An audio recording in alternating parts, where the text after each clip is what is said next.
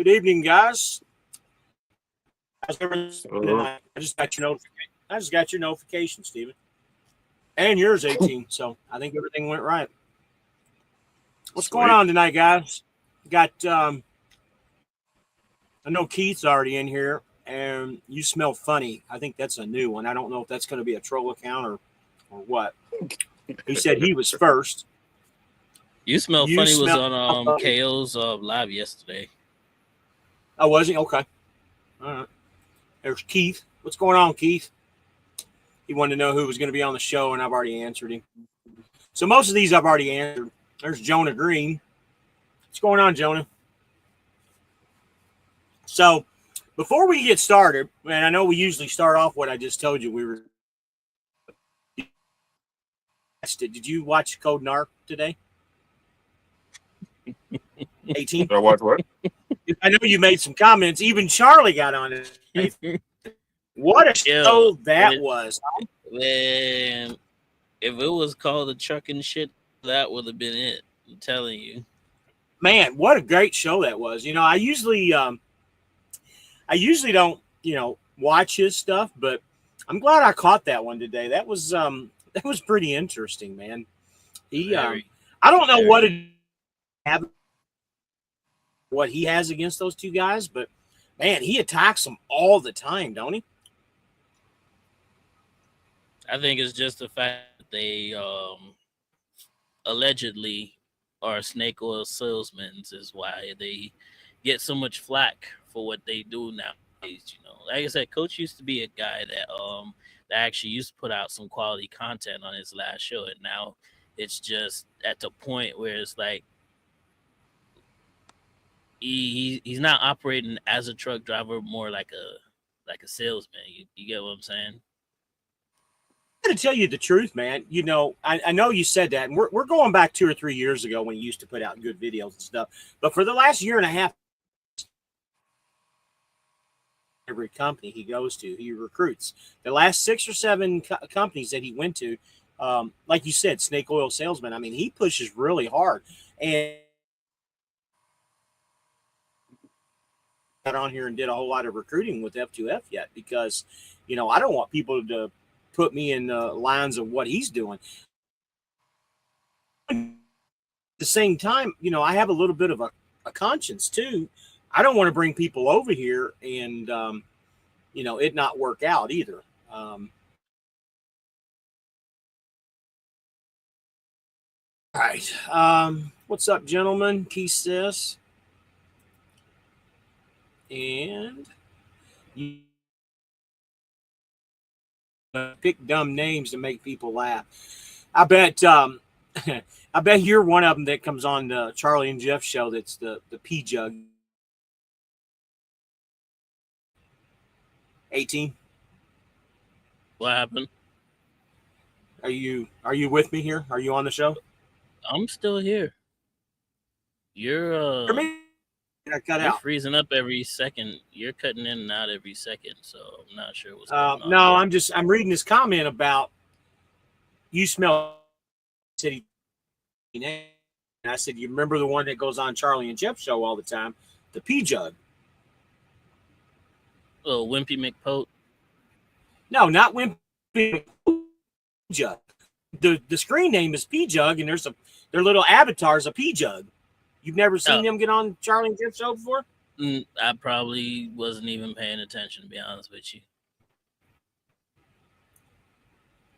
Yeah, my thing is freezing up. Steven's gone. I don't know what the fuck's going on here lately, man. Because yeah,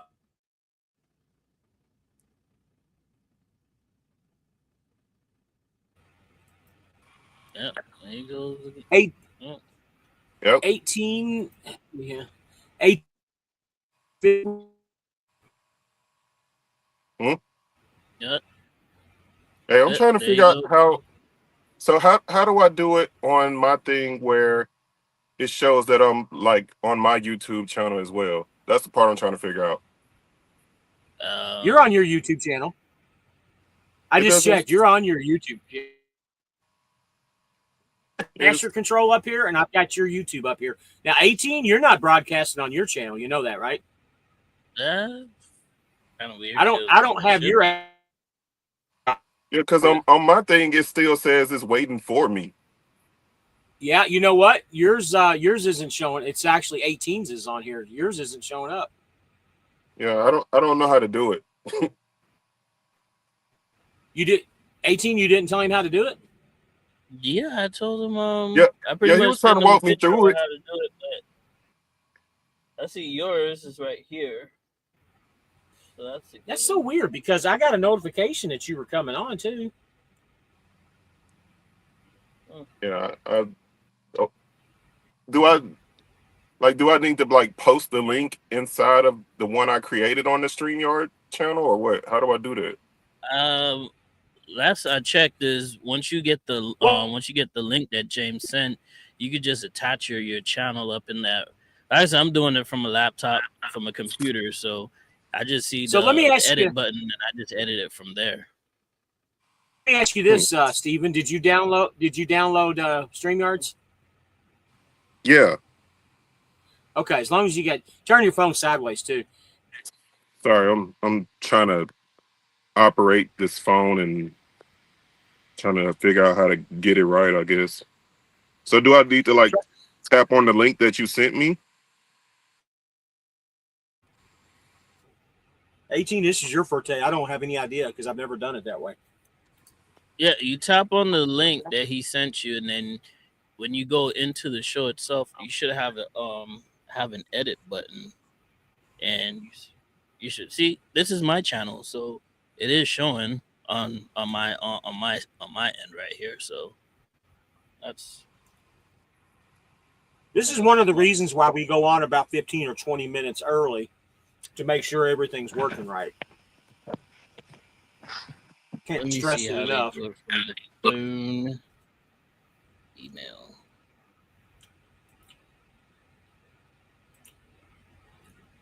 Let me see if your channel is showing love. No, it doesn't show anything.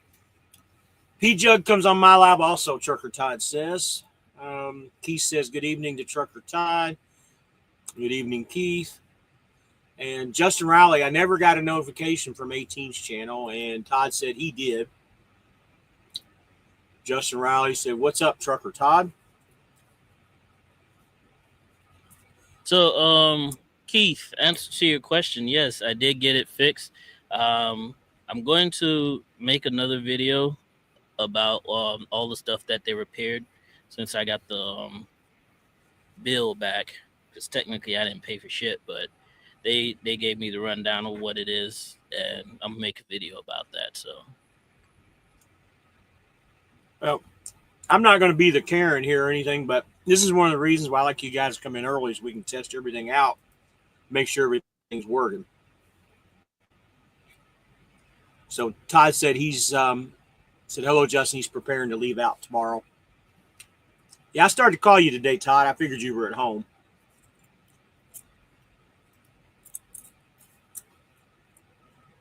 Hope you're doing well in a new truck, Justin says. let's see. This is Love's channel right here. He's not on. So,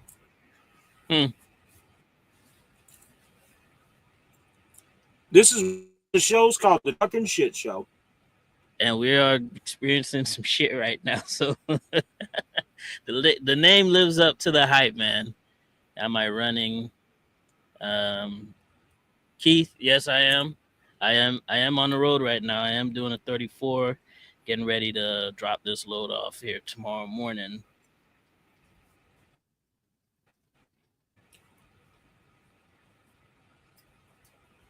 Let's see.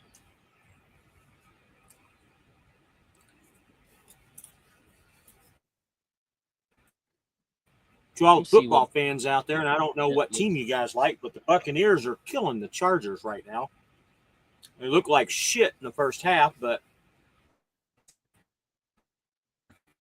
on another channel.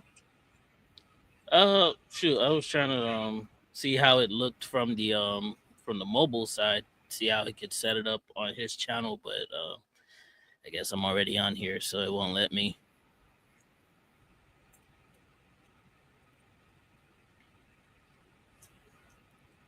But let's go through some of these comments here. Let's wait for him to pop back I up. already threw them all. Any question? How long have you had your truck now, Fly Rabbit? You know, Keith, that's funny you said that. My goal here, and I've been saying that because I'm going to do about 11 months. I'm going on either 10 or 11 months. I'm going to be doing a review on the truck. I'm also going to do just got the notification from your channel, Steven. Let's see if you're on. Well, I got him here in the background, so that's what his live is showing right now. So I don't. No. In order for it to work, we got to back out and do it all over again.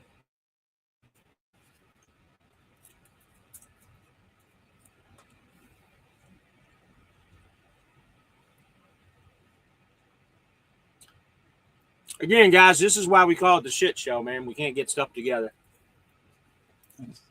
Steven, you there, or you got no voice?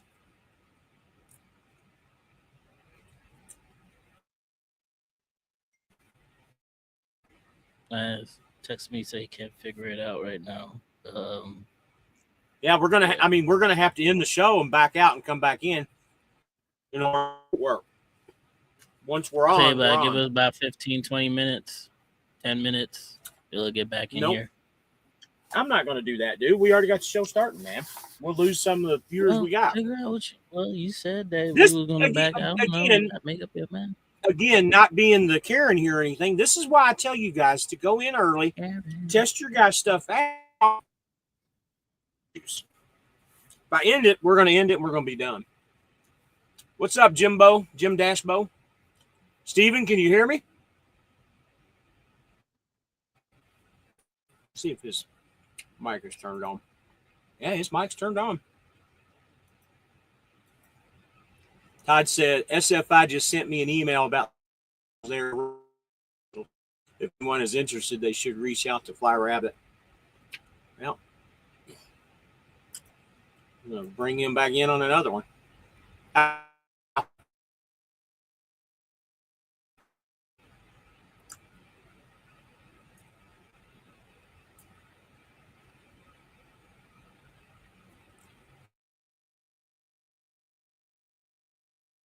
All right, so here's what we're going to do, D. You're going to go out, Steven's going to go out, and you guys figure it out. I think once you go out, I think you can bring it in, okay?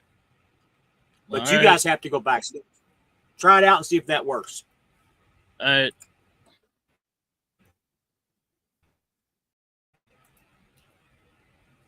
All right, guys. We're going to try this out. Jim Dash Bow. I'm reconsidering my truck. About for an instant.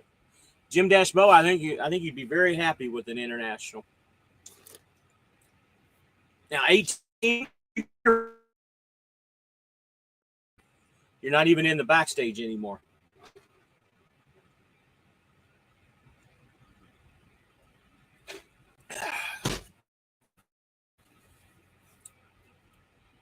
Well, this is going to be an interesting lab tonight.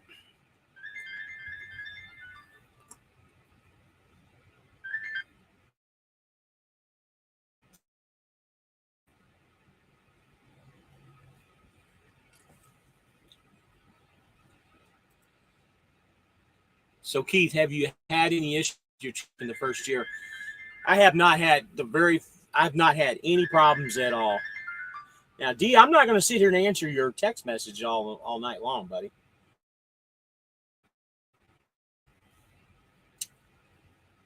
We got 13 people in here. Anybody got any comments? What's going on this week? How was your all's week? What are your all wins and loses? Anybody win anything big this week?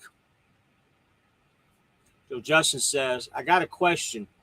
Is it true that the Volvo has the best ride? Volvo has a really good ride, but the Volvo honestly is more like it's got a solid suspension and it drives like a race car, to be honest. not it's bumpy. That it's just a very solid suspension. I've had 3 Volvos actually, and all of them were right about the same. Yeah, Keith, I do have in all the SF5 trucks that are internationals have the Cummins engine in them.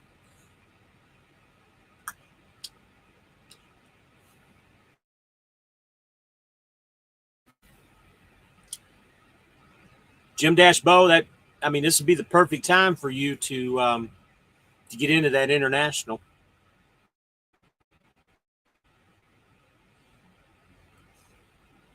And Jim Dash Bow, my memory is horrible, but your screen name, if I remember correctly, is the funny one, Angry Beaver, if I'm not mistaken, right?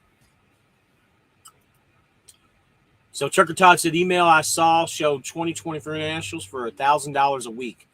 That's actually a good deal. It's not much less than what I'm paying a week. Jim Dash Bow said 10,200 in revenue, so scored a nice check this week. Yeah, that's pretty good. 10,200. All right, can you hear me now? Yeah, I can hear you. Okay, good deal. Did yours go out? Yeah, I just canceled mine. I guess I couldn't figure it out, so I'll just try it for the next time instead of taking up time doing it. Well, D's trying to help. What I was telling him and what you need to do is back out and meet up with D because he's trying to get you set up.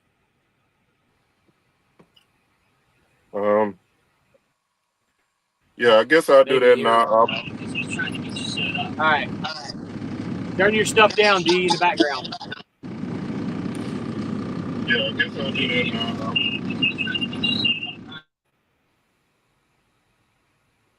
Hello? Okay.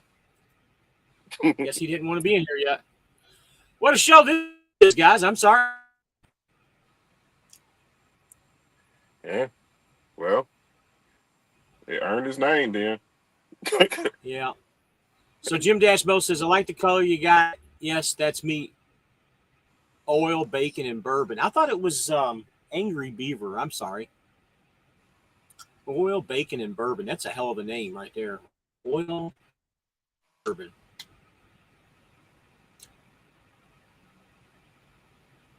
Well, we're 20 minutes into it, and we still don't have everything right. Now he's texting me again.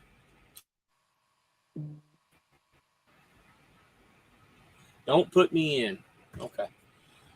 Oh man, what a night. So well, I'm here says, for now. Then. We're just glad there is a show tonight. Well, I appreciate that, Keith. Newman Attack. The dark red looks nice in the sun. Sometimes, it just depends on which truck. The dark, because they're a little bit different. The dark red on the Volvo really looks good. It looks really good on the Freightliner, but on the International, to me, it looks like garbage. I really don't like the red on the International. And believe it or not, the blues are different on each one of the trucks too. Jim Dashbo, yeah, my trucking company name is Angry Beaver Transport, but my tagline on social is Bacon, Bourbon, and Blue Collar Bullshit. That would be a good YouTube channel name. Bacon, Bourbon, Blue Collar Bullshit. Yep. So Jim Dashbo says definitely not oil talk to text got me. Okay. Ben says 2025 Freightliner. Is that what I'm assuming? That's what you got, a 2025 Freightliner. You're going to be in good shape with that truck.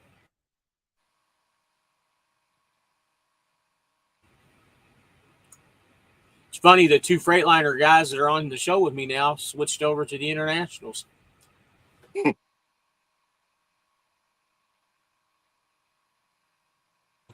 A bad thing. It's just the Internationals are a lot cheaper.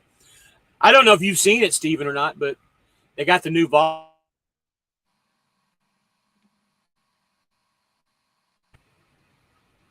Hello? You said it's like your screen was freezing, but you said something about a new Volvo. Volvo. Have you seen one yet? No, I haven't seen it. Why don't you Google it and take a look at it, man? What a great looking truck. I I'll look at possibly getting a new Volvo and trading this one in if they'll work with me on something. It looks really good. So Newman says I wouldn't have taken an international, but they had new ones left. Justin said the new Volvo looks pretty sweet. Yeah, I agree with you, Justin. The new Volvo is one good. Jim, I chose the international for a lot of reasons. Number one, obviously the cheapest, the Cummins motor, and also Love's is the warranty, does all the warranty work, the light warranty work on the trucks. I thought it was a good business decision with that. I never was a Freightliner guy. I just a rough ride. Not knocking Freightliner, but it was just a rough ride. Ultimately, I think I made a good decision. I got 125 on the truck, no issues, and also the Freightliner scares me with that one box system too. Would you get the 860? Well, Keith, the only and I think Volvo changed their numbers around again, but the only Volvo that SFI gets now is the bigger one. The was the 860. I'm assuming it, but I don't know. Justin, I wouldn't trade my truck for one, but they do look good. Yeah, I'm going back and forth on that, whether I want to do that or not. Yeah.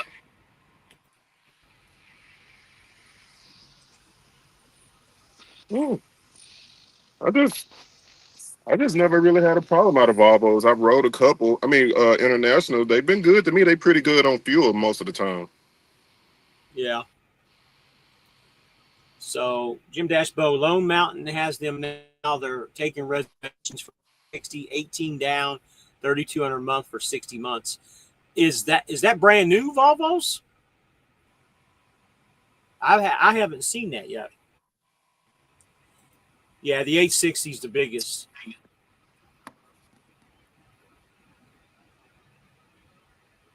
I have not seen that. Big 18 said to let them back in. Did he? Okay. Newman attack, trying to back up next to the Volvos. Lights are too bright. Huh. Interesting. You on here, 18? Yeah, I'm here. I'm listening. Yeah, I'm still trying to figure that part out, but hey, you guys both had the Freightliner SFI trucks.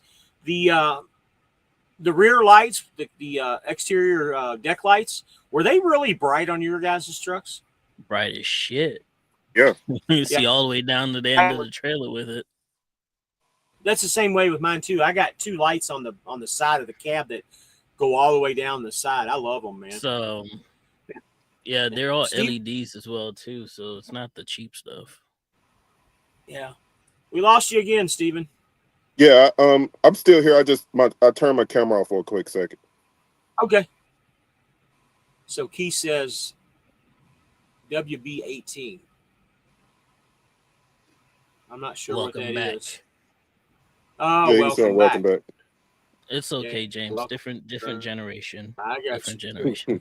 Oh my God, 18 isn't on the couch. Hey, you know what? 18 isn't on the couch. Talk about a different generation. I'm still on the couch. What are you talking about? Look, this is my couch. The TV is still right here. New. Is Jim? Are those new Volvos on their website? I haven't seen them.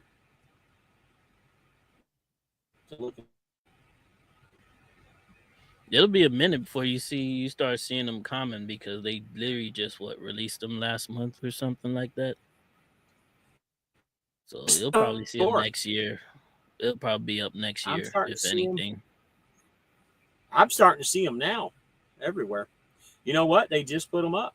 Brand new 2025 Volvos.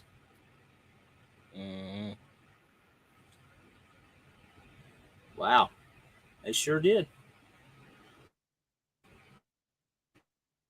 Good truck.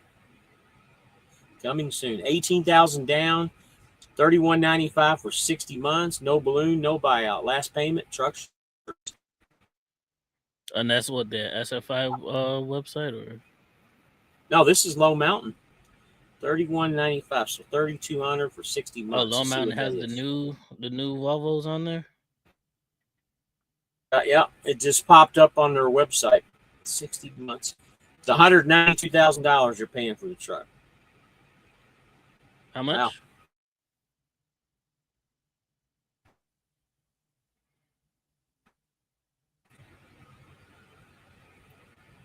Wow. Oh, you know what? It's got those ugly. Okay. $31.95 for 60 months. Newman Attack wants to know how the 6 rates are years. over at Landstar. Well, to be honest with you, it's the same everywhere around. It ain't great. It looks like things are getting better, but you know, I'm not really worried about it too much. It is what it is right now. It's just the same for everybody else. It's not perfect. Survival mode. Pretty much that's what everybody's on right now, because the lows we used to get, that'll pay 3,000 miles to go 3,000 bucks to go 1,000 miles. It's those just aren't there anymore. So, but my next load, it is paying like 2,500 bucks from Louisiana to North Carolina, and it's almost like 500-600. What's that, about 500-700 miles or something like that? It's almost $3 a mile. The one that I'm on right now, I think it's almost like 288 a mile, 500 miles, almost 1,500 bucks for it. About $3 a mile, give or take. It's shitty everywhere else, man. It's just like I said, everybody is still doing survival mode. No matter what company you're at, we're not making the big bucks out here, but we're doing a whole lot better than a lot of people. So can't really complain about that. Yeah. I mean, things ain't just sunshine and rainbows over here either, but just gotta know where to go and know where not to go. Mm-hmm. So Jim Dashbo ain't said too much better. SFL lady told her Volvos until 2026 model. It's funny because they got on their website that they're getting 2025s. Well, 2026 models come out in 25. So remember, I usually understand you that. get the year before. So if they're getting 26 if they're getting 26 models, that means they're getting them next year. All I'm saying is what I'm reading from the website. Well, you know what? It does say 2026. I apologize. I mean, even with it's the same thing with cars as well too. You get the 26, but they'll come out in 25. That's not true. That's how you buy them. That's not how true is with it cars. Not true? That's how it always works, buddy. I sold cars for like 10 years, buddy. Your new model cars usually come around in around August, September of the end of the year, and they will be they will be this year, 2024. The 25s are out in August and September.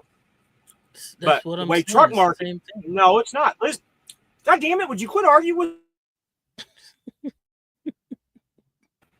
You know what? Let's just stop. Where'd Steven go? Hey, where'd everybody go?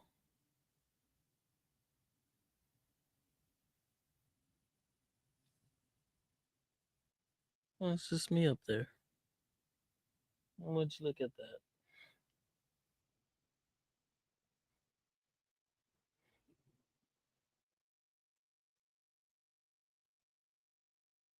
Yeah, well, let's see. It's about to go down.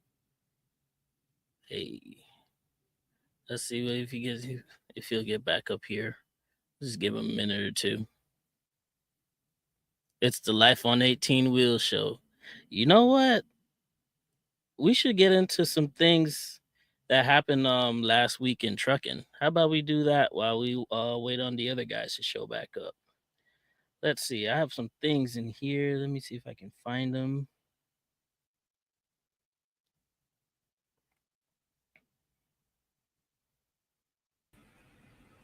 All right, so let's go back to Let's these. see. Let's go back to Oh, these he's back. comments. So,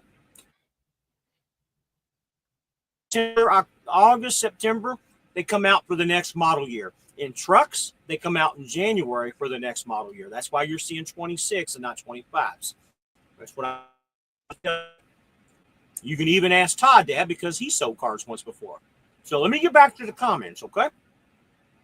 So if the rates still aren't there, what about volume? I don't have any problem. What about you, 18?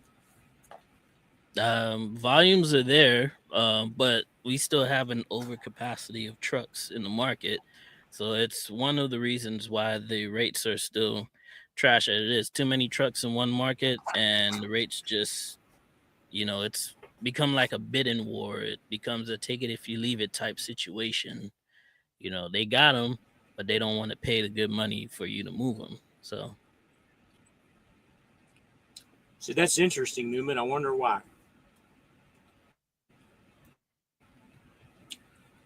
Yeah, Justin, I do get mad easily because there's a couple reasons. People don't want to live. Honestly, sometimes I have a bad internet connection, but yeah, I do get angry easy.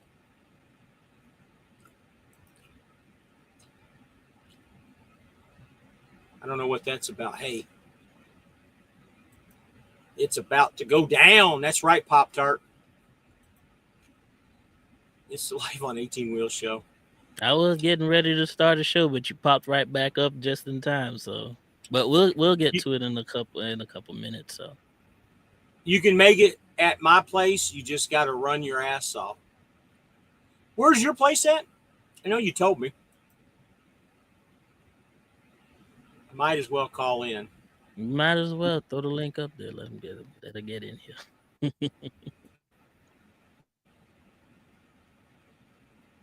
So Steven's not coming back on. His wife had an emergency or something. I got you. Tell us about your shop time with the fifth wheel. There you go.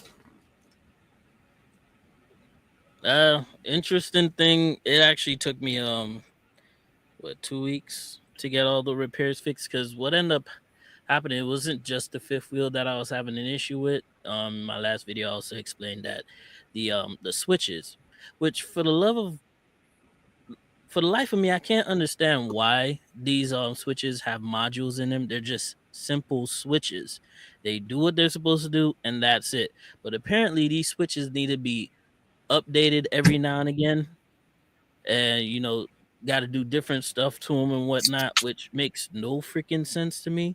But I guess it's one of those issues that the right to repair people are having an issue with when stuff breaks down like that. It just keeps you in the shop, and you can't just go to like an outside shop and get these things fixed or whatnot. So the switch itself was bad.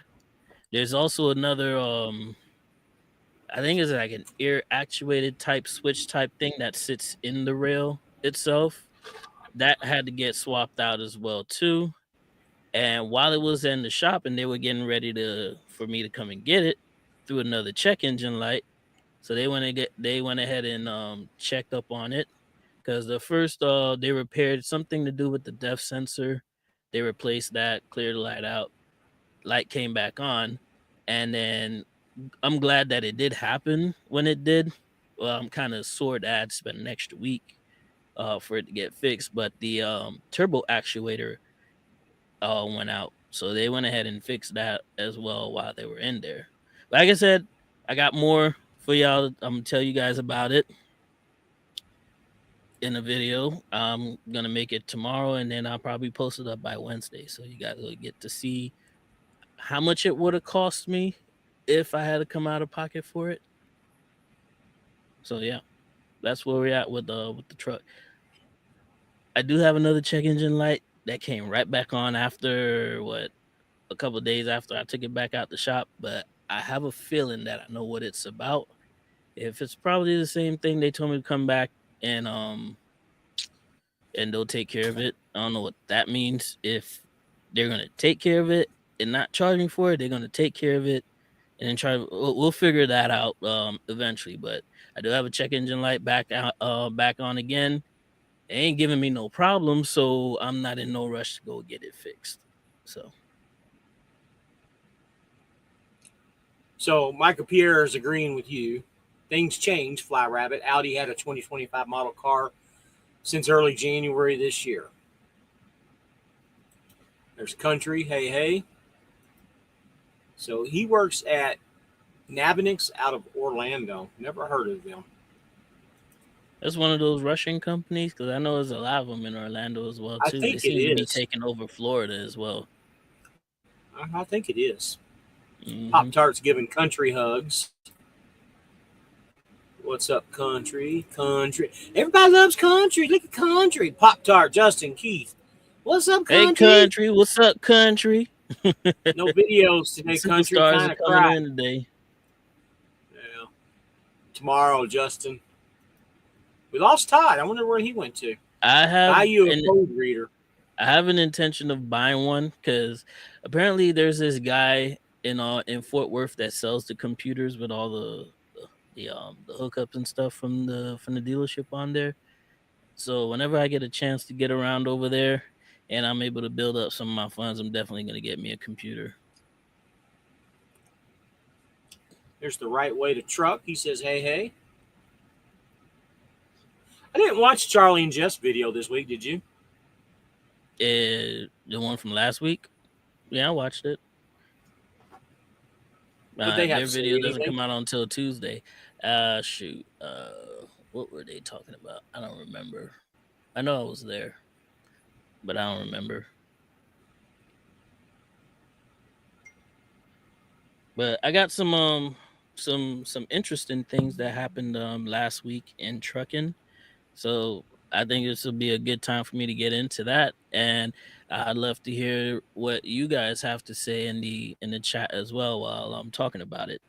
So first thing first, FMCSA has revoked 3 ELD registrations.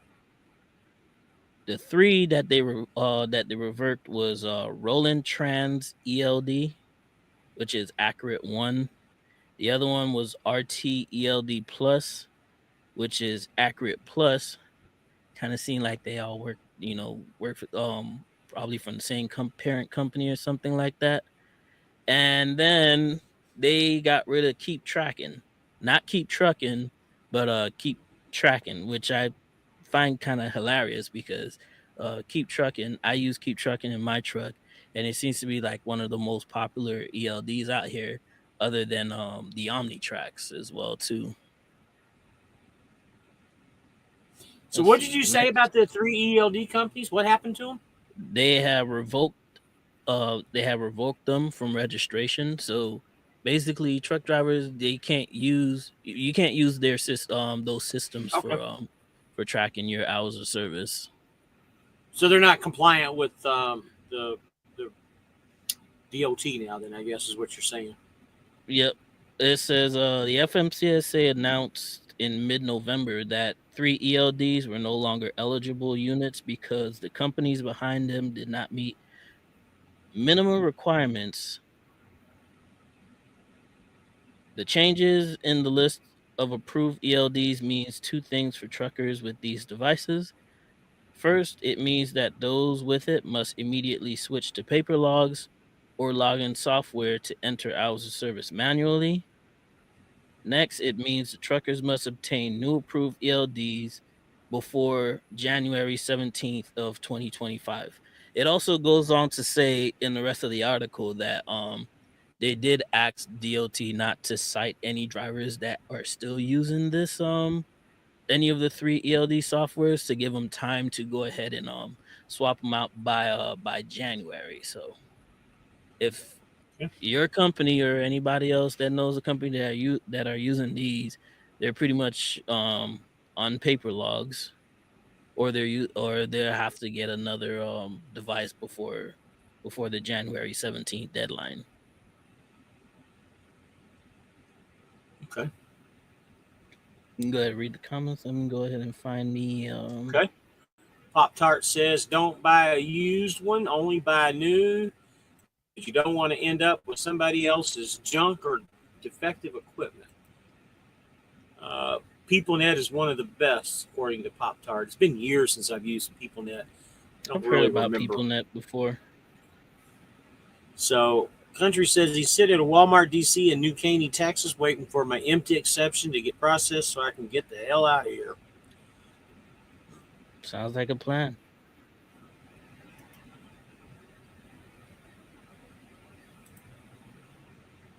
Let's see.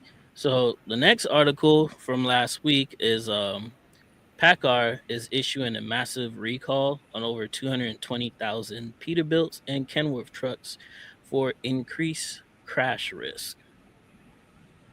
Let's see. According to the National Highway Traffic Safety Administration, published on December 9th, PACCAR will recall certain 2021 to 2025 Peterbilt and Kenworth vehicles equipped with the Benedict's advanced ECU system.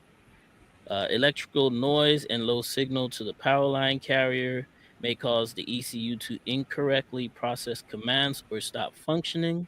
Safety systems that depend on the ECU automatic traction control (ABS), electronic stability control, active cruise control, and collision mitigation system may not function properly or at all, risking a crash. And they go on to detail certain models.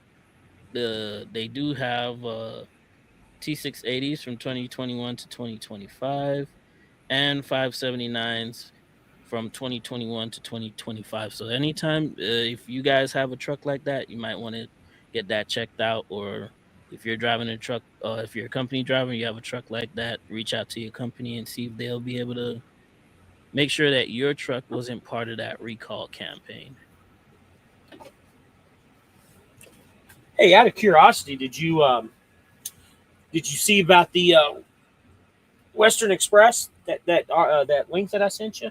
Yes, I did. I did see that. I did have that link here. I don't know what happened to it, but basically, what also ended up happening is Western Express says remotely turned off their idling feature on their trucks, so as to not have their truck drivers idle their trucks. Period. So I guess after a couple of minutes, their trucks are getting shut down, whether you're in the dead of winter or in the heat of summer. And it didn't go on to say whether or not there was a temperature range setting that was set up on there. They just took it all off, uh, which raised a question like, do they even have bunk heaters, or do they have APUs on their trucks? Because if not, You know, I that'll be kind of shisty on their end. I think I even told you this. I had a friend a long time ago that actually worked at that company, and I told you that they order the most basic trucks. I don't think they even have bunk heaters on them. If I'm wrong, I'm wrong, but according to quite a few years ago, they didn't even order bunk heaters, and that's why. I mean, if you ever see a Western Express truck, it's always running. Have you ever noticed that before? They never But it shut them seems down. like they put they got money to put their guards on their trucks. I would have thought they had enough money to go ahead and put an Yeah, APU or something on their I agree. battery powered APUs or whatnot. But like I said, if they're just shutting the trucks down and not offering their drivers any other alternative, as in a bunk heater or a APU or something like that, or better yet, I know it's in the Freightliners that they've done them to, not the internationals that they have. So if they disable that, did they still leave the option to use the Opti idle, or are they trying to force their drivers' hands at using Opti idle? You know, the thing about Opti idle is I don't like it, for the pure fact that it starts the truck up when you're in like dead sleep and it wakes you up. Because I've used it several times before, and it came to a point, especially with my Freightliner, when I had at Swift, it had that on there, and I just didn't like it at all. So I never used it because it'll just wake you up in the middle of the night. you'll hear that beeping noise, and it's a loud beep, and then the trucks all start shaking all crazy and stuff, and then boom, you're wide awake, just disturbed your sleeping pattern. So Does your international doesn't have the start stop, does it? now I ain't got none of that crap on this truck. See, this truck has it, and when it starts up, it's not. I mean, once you get used to it, it doesn't shake like what you're talking about. And I know what you're talking about. The Freightliners do that really bad, but on this international with the Cummins, I mean, you can feel it start. Don't get me wrong, but it's not going to wake you up once you get used to it. That's it. When I had my Freightliner, even when I had the SFI Freightliner, I never used it. Uh, the battery APU lasts just long enough for me to get my rest and for me to start truck up, no issues, no problems. But even when I had my Freightliner with Swift, I never used it just for the fact that it's annoying. It's like painful for me. It's just painfully annoying. I'm sleeping, dead in the sleep, got my dreams going. I'm thinking I'm doing, God knows what, and all of a sudden I feel like an earthquake, and I'm waking up because the truck is making a loud beeping noise, and then it starts. It just starts up, and then if you're lucky enough to fall asleep, when it shuts off, it's no better because the whole truck just rattles and shakes. It's freaking annoying. Right. Let me read these. You got any more news articles? I'm going to read these. I think I think those were my top 3 that I just wanted to pick out for last week. Let me read these comments here. Justin says, that's crazy. I seen a video about that. He's talking about the Western Express guys. I feel sorry for those guys, man. I would be job hopping if I were at Western Express right now. I agree. You smell funny. It's so fucking funny. Western Express trucks always look trash, mismatched fairings, missing bumpers, etc. And you know how to always tell when a truck's been in, not necessarily an accident, but with stuff mismatched. It's when they put fairings on and they're primer. Have you ever noticed that? You'll see fairings They never on the back paint them. Never but paint the them. funny thing is, their guards always in top spec, never touch Yeah. condition. Yeah. The deer guard's in great condition because they never hit deers or anything, but the rest of the They truck never is, hit anything. their trucks look like they come from a Mad Max movie or something. They've got so much battle damage on the side. Oh, he says they're always dirty too. Yeah, I don't think they ever wash them. Opti-idle sucks. The air shuts off when the truck goes off. It's terrible. And that's what I wanted to ask you too. The Opti-idle on the Freightliner, it's only designed to charge the batteries. It's not designed for No, it has 2 features on it. It does have a battery mode where it'll start up to charge the batteries, but it won't run any of the other systems like the AC and all that stuff. Right. And then you have the full mode where it would run everything. And another thing that I'm remembering with the trucks is that if you don't turn the radio off before you turn the Opti-idle on, every time it shuts off and shuts back on, if you leave your radio on, you're gonna hear the weatherman every single time it turns back on. So you have to get up and keep turning. You're gonna have to get up and keep turning that thing off every single time. I hate that weather band radio, man. Every once in a while, I'll be sleeping in the middle of the night and I'll forget to turn the volume down, and the weather band thing will come on. Breaking. Watch out for high wind, or whatever the situation is. The man. high wind environment. Yeah, scare the shit out of you when that thing comes on. Newman says, Jim, my air stays on when my truck shuts off. It may be your programming. Like I said, there's two options when you use your Opti-idle. So maybe if you make sure you're using the right one. Is he talking to you or is he talking to me? Because he's talking to Jim Dash, the guy from. Oh, Jim Dash. Oh, okay, I got you. Yeah, comment above. I got you. I was gonna say 2 things. Nobody's ever called me Jim, and I'm confused. And the other thing is, I've never had a Freightliner. I've driven them, but I've never owned one. Jimbo, you might be thankful I'm buying very soon. You might be thankful he's buying. You might be right. Thankful I'm buying very soon. Okay. Well, I can tell you, Jim, I know we've talked on the phone. The International won't do you wrong. Even Deere knows to stay away from the Western Express. Oh man. So I don't usually like talking about other channels and people, but I don't know why, but I've always had this. I don't want to say infatuation Speak is your the wrong mind, word, brother. but Speak your mind, man. I've always had this fascination with Coach and Cooper and codename Narc Man today, and I've never really cared for him, but what a show that was today, man. I mean, and again, I don't like people tearing people up and bringing family members and things like that in, but if anybody hasn't seen that, I strongly suggest you go and watch that.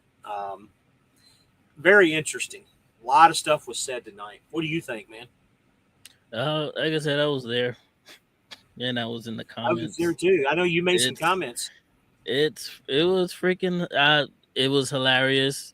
I see this thing as very entertaining in the way that it just engage with other YouTubers. So Yeah, yeah. I try to stay outside the No, you circle do as much not. as You I make can. comments today. You don't stay outside. You made numerous comments because I was listening to him. He was Yeah, talking to him. this is fucking hilarious, my guy. There's nothing else I can say about it, man.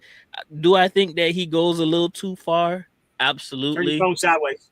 But Yeah. also I My feel bad. like, they set themselves up for that. When you start putting your personal life on YouTube and all that stuff, you open up a can of worms Did I that you miss something? wish that you just didn't Nah. do. We're just So going through comments. 18 went over some news articles that he dug up, and I see you figured out how to broadcast to your channel. Oh yeah.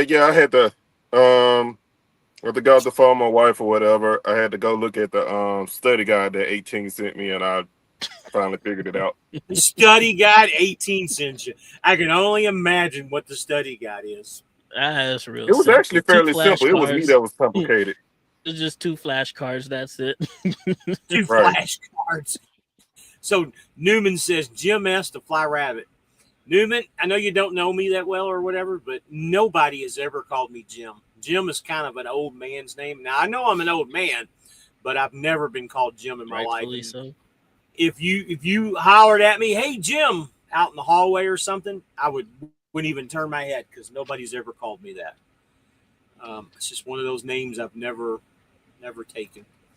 So nothing bad about it. So Michael Pierre says Opti idle is unnecessary. LOL. It only puts engine idle wires on your truck. You know, Facts. I've I never thought agree. of that before. I've never thought of that before, but I bet it puts engine hours on my truck too when it starts up. Engine hours. I'm sitting at a truck. There's another international that's parked right next to me, and it has Yep. not shut off for this ever since I done parked there.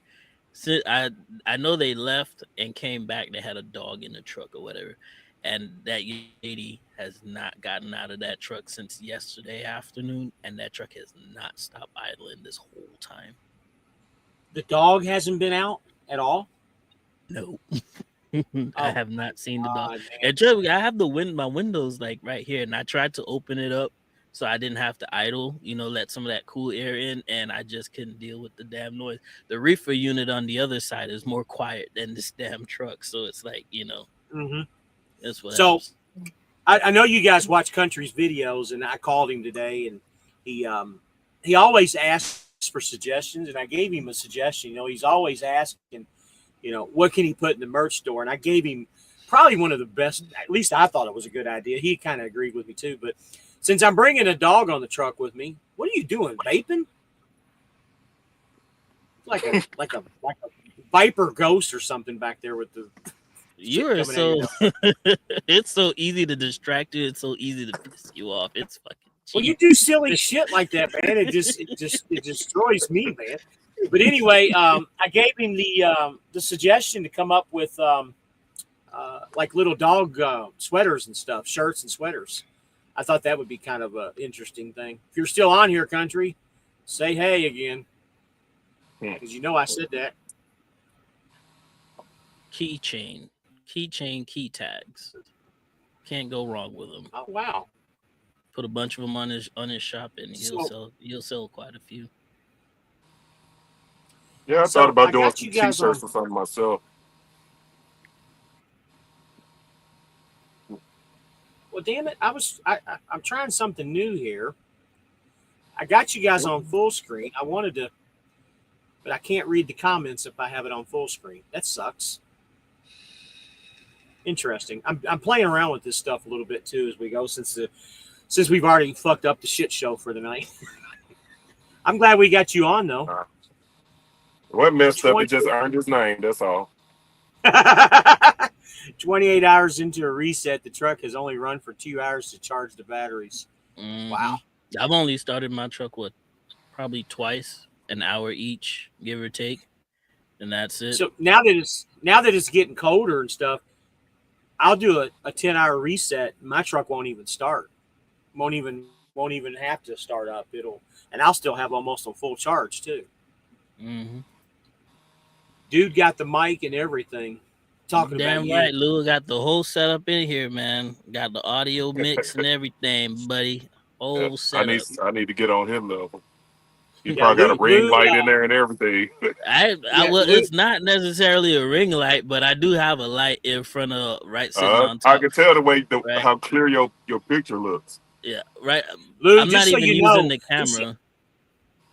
Lou, just so Go you know, ahead. 18 is the only YouTuber. Yeah, 18 is the only YouTuber that has multi-dollar equipment and puts out a video about once every 6 months. He thinks he's hired Stern, but he doesn't want to go on YouTube. I put out Except for my quality lives. content, man. Quality content. It takes. But I will I say, know, and just I like, got like you're making a movie. like I usually use my camera. I decided against it Your tonight. shit makes all This kinds is of what I noises usually too. What the hell was that? Oh, I just touched something, That sensitive. sounded like a tooting I fork. Is usually what it use sounded this like. camera when I'm doing my live streams, but I decided against it tonight because I just didn't feel like, doing all that setup. So I just got a GoPro, and I'm kind of regretting it because I don't like all this wide angle. You just see everything in the truck. It's pretty too wide for me, but it's nice. So Right Way Truck says I don't have Opti idle, APU, or bunk heater on my international. He only idles when necessary. Right Way The to only truck. time- Me and you is in the same boat. I ain't got nothing. I ain't got The only nothing. time All I that got I is a bunk ever, heater. I don't even got the bunk heater, man. the only time I ever idle my truck is if with you know just well as I do with the Euro truck.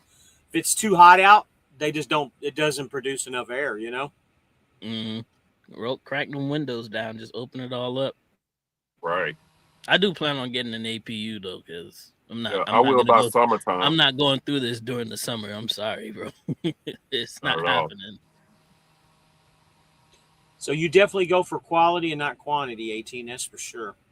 He puts out good videos, man. I just watched your latest video today. Actually, for some reason, I didn't get the notification. You put a new one out about 4 or 5 days ago. I didn't know you were having problems with your fifth wheel.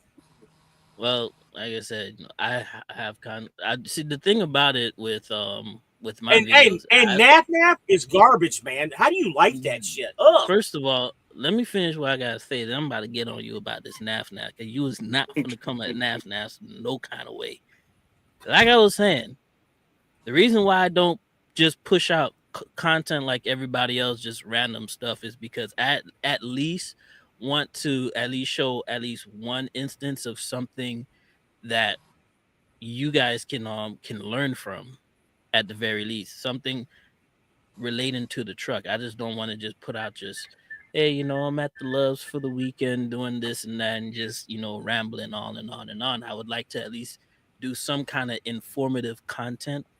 So that's the reason why I don't post all that much. I ain't got shit to fix. I ain't got nothing to post. So that's just pretty much it. So, and leave Naps alone.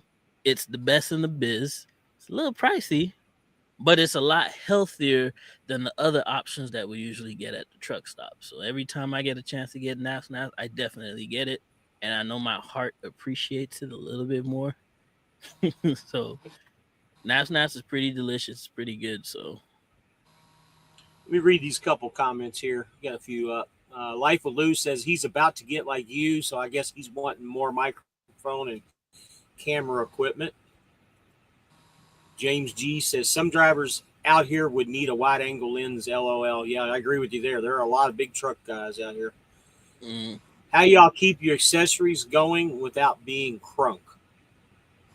Well, I got a 3,000 watt inverter. That's why I have everything plugged into. I'm not even sure. Watt. I'm not sure how good these batteries are, but they're definitely needing changing. Reason why my audio sounds so good is because I'm using this thing right here. This is why I got all my audio is plugged in through this little system right here. Plugged all that up together in the laptop and let it work.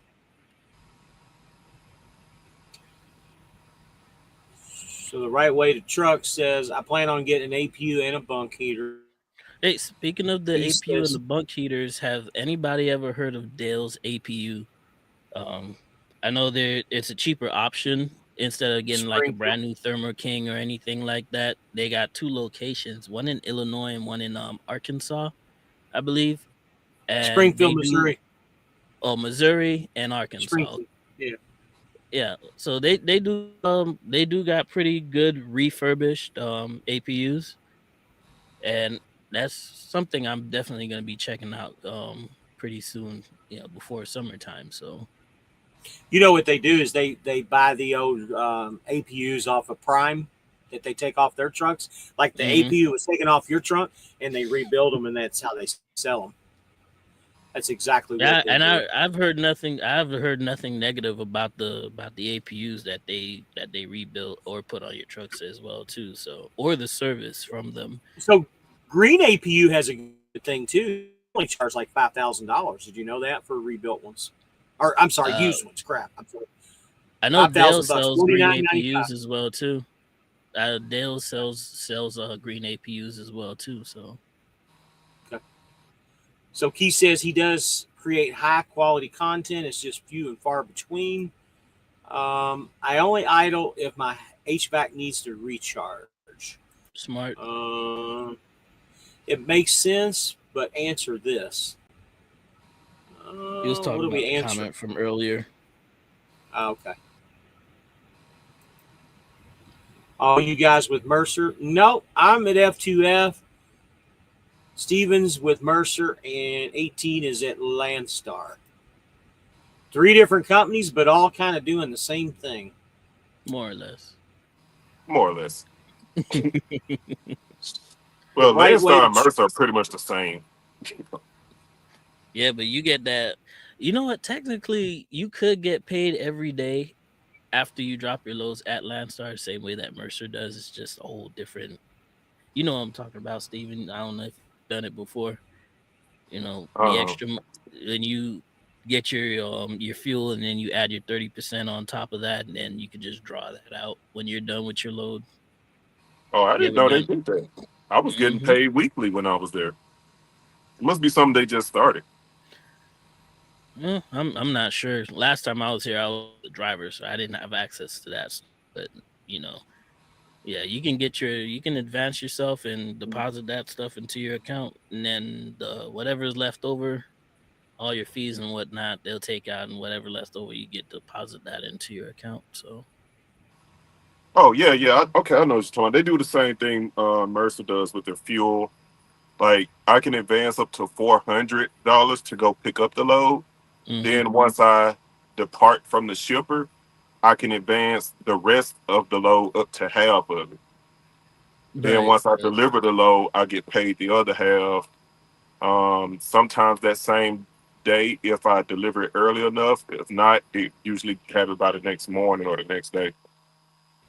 Okay. So it's pretty convenient. So the right way to truck says he's thinking about getting a green APU out of PA. Forever Unboxing deal quoted him for used green APU for $9,000 installed. Like I said, you can get them from Dale's, and they got some others, other authorized shops that you can get them installed. as well too, the green APU. So you don't have to go to their shop in Pennsylvania. You can just go to any one of their authorized dealers and get that installed as well too. So and it's a good price too compared to what Thermo King's what like 17,000-18,000 nowadays. Carrier same price. If you can save half of that and still enjoy the same comforts, I mean, why not, right? Yep. What's up there, Chris? So here's a question for you, Steven. You like Mercer better, Steven, or about the same or just different? Um, I mean the biggest selling point, like I tell anybody, the biggest selling point to Mercer is that pay every day thing. That's the biggest selling point they have. Other than that, Mercer and Landstar are honestly the same. Um, I never worked with Landstar on the flatbed side, so I don't know where their lanes were, but it's a lot of the same. My percentage is higher. I make 75% at Mercer versus I was making 65 at Landstar. So I make a higher percentage, but I guess that's because I'm doing flatbed and I'm leasing the trailer, so maybe that's the difference. Um, and If then you at was here Landstar, at Landstar, you would have got a flatbed is higher than dry van. If you had your right, own trailer, then they add a couple extra percentage on top of that too. So true, yeah, and because I was making what 65% at Landstar, but you didn't have to pay a trailer rental fee. hmm Versus at Mercer, you're gonna if you did van, you will have to pay the trailer rental fee, but you're also still making 75%. But if you're flatbed doing over here. flatbed isn't necessarily a trailer rental fee. Flatbed is a leasing fee. You're leasing the trailer. So in 2 years, I'll own this trailer. It'll be mine. Versus in 2 years, if I had a dry van, I'd never own it. It would never belong to me. Yeah, dry vans over here are essentially built into your 35%. So that's why they say Right. you don't have any trailer fee. Flatbeds, you do have to pay a weekly rental fee at Landstar to use their flatbed. You can bring your own, but they do charge you to use their All flatbed. right. So So Rig Pig says, "Hey guys, great show. Thank you." With the exclamation point and a question mark. So Rig Pig, we were, and I'm pretty sure that I saw your comments today on Narc Show. What did you think of Narc Show today? That was it's pretty good, wasn't it? So Newman says, also Go Green uses Kubota parts. Now I didn't know that. makes it a whole lot easier for you to go Forever, to just any one of these stores and just get the parts, like right? O'Reilly's or a small parts store. You can get the filters and all that stuff for a whole lot cheaper and, swap them out and stuff too. So, Actually, a good idea. So plans to get mine out of Texas for 5.5 for a used green APU by summertime. Okay. yeah, what's the name of the place you get it from? Give us the info. So the Yeah. right way to trunk says Newman Attack. Do they install bunk heaters too? Newman Attack right way they will, but they are far cheaper and easier to install. Michael Pierre says I would go to Landstar if it didn't require me to have a hazmat on my license. Yeah, Listen, But yeah, that's another big difference. Mercer doesn't require it. Mercer would rather you have your TWIC card than your hazmat. But I have both. But Mercer would rather you have your TWIC card. But and like us, it's not a requirement. I'm sorry. yeah, you good. With the hazmat situation, I think a lot of people, it's good to have it, but you don't have to use it when you get over here. It's just they just require you to have one and maintain one, but they're not going to force you to any hazmat loads. If that's not your prerogative, it's just not. It just isn't. But it the way I see it is okay. It's just another endorsement. Damn if you do, damn if you don't. But if you have a great paying load and it just happened to be a hazmat load, and you don't have a hazmat certification on there, then what could have been. You know what I'm saying? Currently, right now, I am sitting on a hazmat load that's paying little almost $3 a mile for it. So, Yeah, that hey, hazmat loads pay good. yeah, it's not that bad. either. So All right, so Keith is pointing this towards you, obviously. Says, welcome to you have activated Landstar HR at Life on 18 Wheels is here to assist you. I got news for you, Keith. He's definitely, I can honestly tell you that 18 really doesn't recruit. I've given him several offers on some certain things, and I don't really want to go into a whole lot of details, but he is not a recruiter, nor does he want to be a recruiter. Now, if somebody asks him a question, he's going to answer it and help them out, but that's not absolutely. 18. That's not 18 at all. I can promise you and swear to you that he's definitely not jumping in the coach and what's his name show. Yeah, I'm at all. definitely not here to sell you a snake oil. I'm just gonna give you the good, the bad, and the ugly. That way you can make the choice for yourself. And you can't come back and tell me that I helped you make a choice you didn't like. That's just what it is. I will tell you though, Keith, that I start doing more recruiting again. I didn't want to do a whole lot of recruiting until I made sure where I was going to be at. I wanted to make sure things were okay, and quite frankly, I wanted to make sure that people than anything. I didn't want to be a coach and Cooper type thing or anybody else. So Rig Pig says, "Huh? I don't follow NARC." Okay, I'm sorry. I apologize. I thought that I saw you in there. Newman, Green APU and Go Green are different companies. Huh, I did not know that. I know Green. I don't know Go Green. Yeah, I never heard of Go Green. I might be looking that up later as well too. It might be where the confusion is between all this, because the one I know about is Green APU. They were the ones at the truck show, and they're the ones I get emails from all the time. So Josh says, Fly Rabbit, your show with Poppy the other night was awesome. Hey, put out good information. Well, I got news for you, Josh. I'm pretty sure that me and Poppy are going to be doing a show again, probably on Thursday nights, now that he's over here at F2F. I was kind of sad that show ended early, man. We're going to work our details out, and we're going to get things. Go ahead. You keep breaking up, so I'm not sure whether you're breaking up or you're pausing. Yeah, because I'm hearing that too.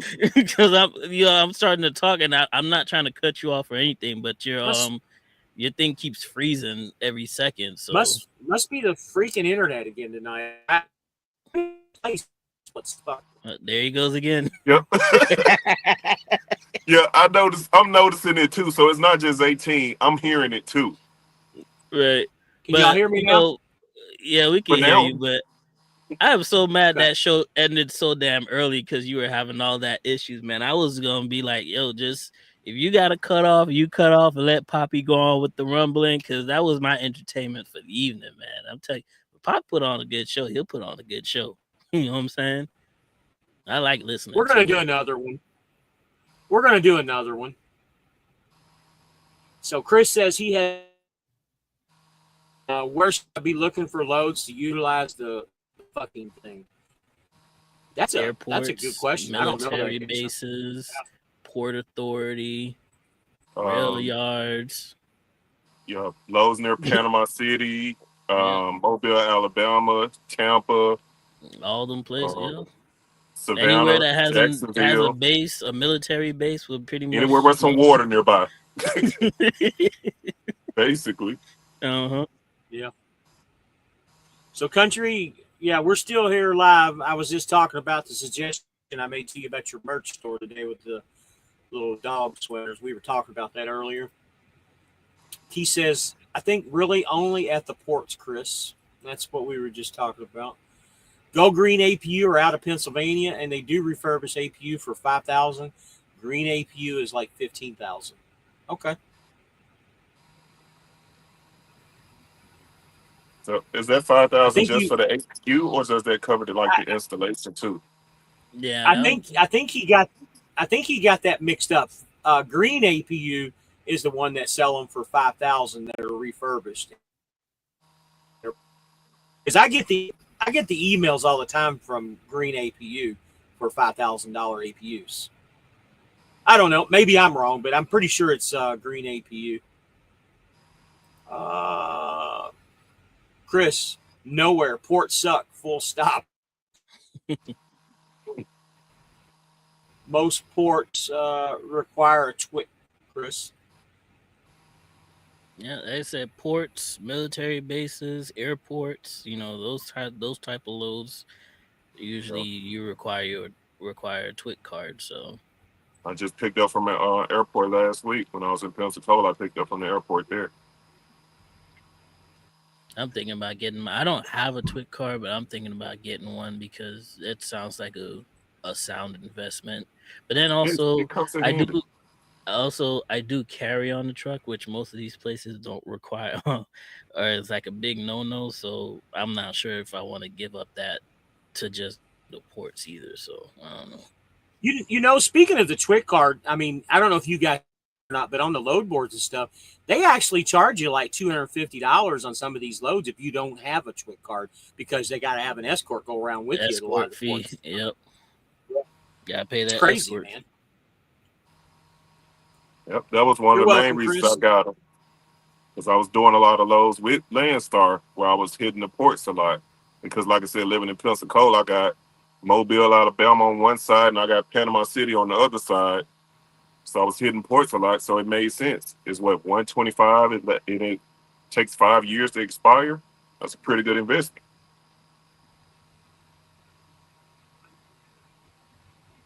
How many times have you actually, either one of you guys, used your hazmat? I'm using it right now. I used You're it on already. a hazmat I already load used right it twice. I already used it twice this week. Would I you was People haul? about to gonna use pay. mine about 3 weeks ago, but the load ended up getting rescheduled. Okay. Would you do? Would you haul 18? uh, I hauled some. Shit, I don't remember chemicals in a container. I needed. So I let had me ask you this: was the I had money to use better? my tankers. I had to use my tankers as well too. So that came out of Baytown going to like where did I go? Tennessee.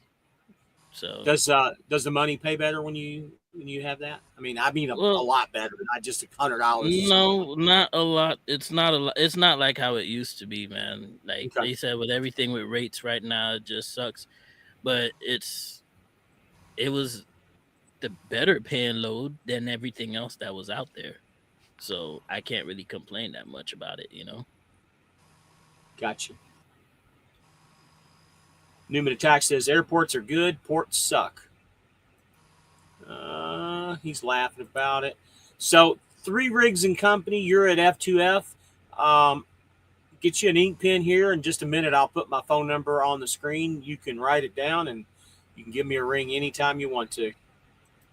Matter of fact, I'll be driving in the morning for quite a while. You can call me in the morning if you want. So Newman Attack says, I used to pick up bananas at the port in Wilmington and paper from the port in Philly. I'd rather teabag a bear trap. He did the truth. Sounds Damn. painful. That does sound painful. There you go. There's my phone number so you can write it down. I'll leave it up for a minute and we'll go back to the comments.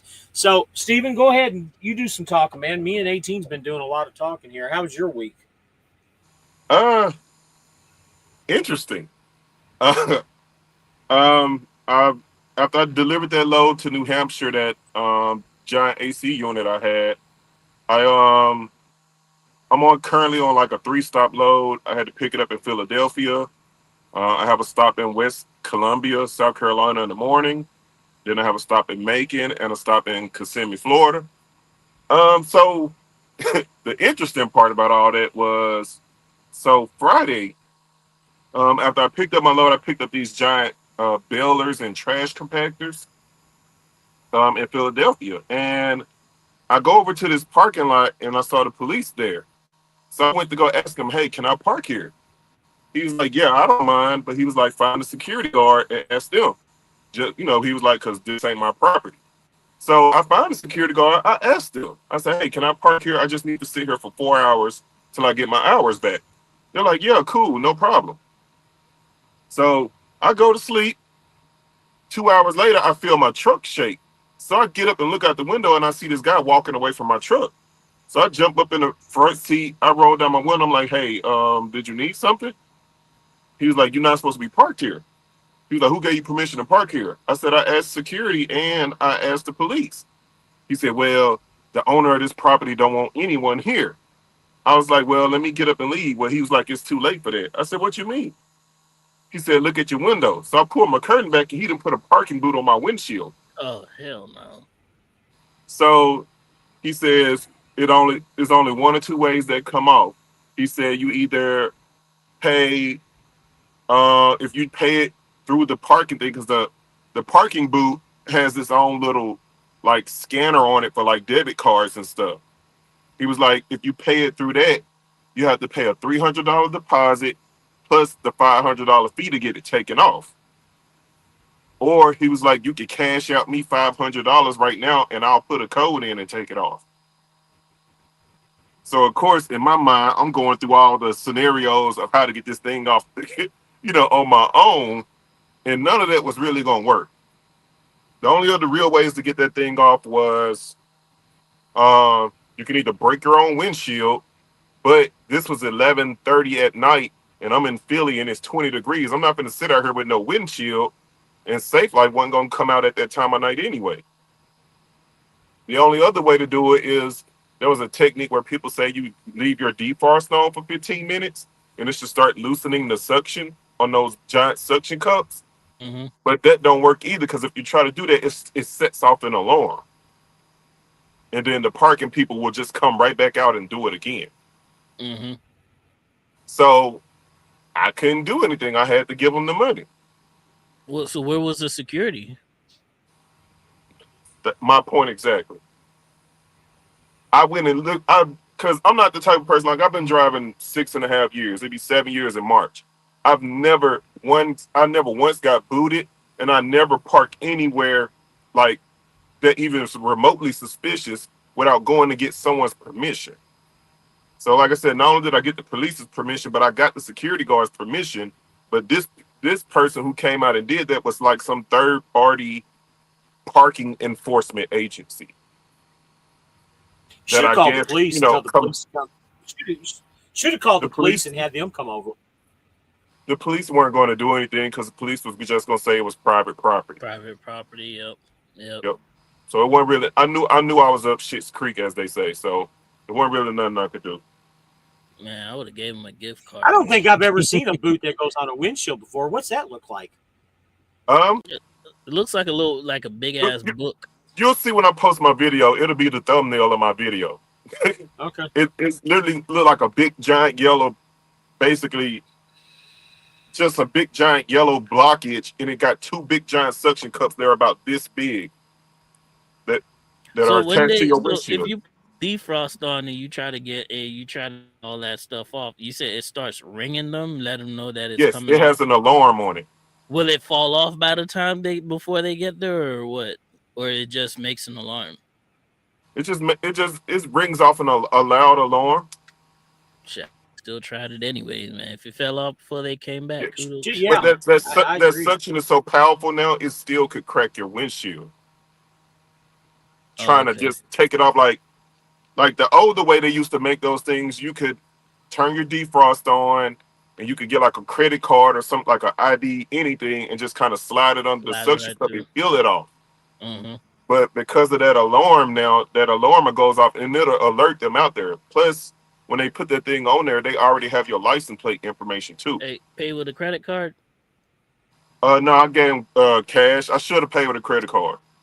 I know where you're getting with that. Because I should have paid with a credit card and then just did like a fraud charge. That's what I should have did. Technically, I see that as fraud. That's just Technically, yeah, fucking, because It's bullshit. he was is trying what to it get me to is. cash app him, but it was showing up and it kept saying that it was a scam. So Mhm. cash app wouldn't even let me send him the money. See, That's when I see, should I have would have did it, called but man. I would have called the police. There, I'm like, listen, man, I don't know what's going on. It don't seem legit. I tried to pay him. Cash App saying it's a scam. I would have been like, hey, I don't know what's going on. I don't feel comfortable with this situation. Like, if the bank's telling me it's a scam, can you tell this motherfucker to take his shit off my thing so I can get out of here? Because it was because it was private property. Now, had it been public property, I would have called the police. Mm-hmm. But because it was private property, I It just had used to to be take a that one big on the thing. chin.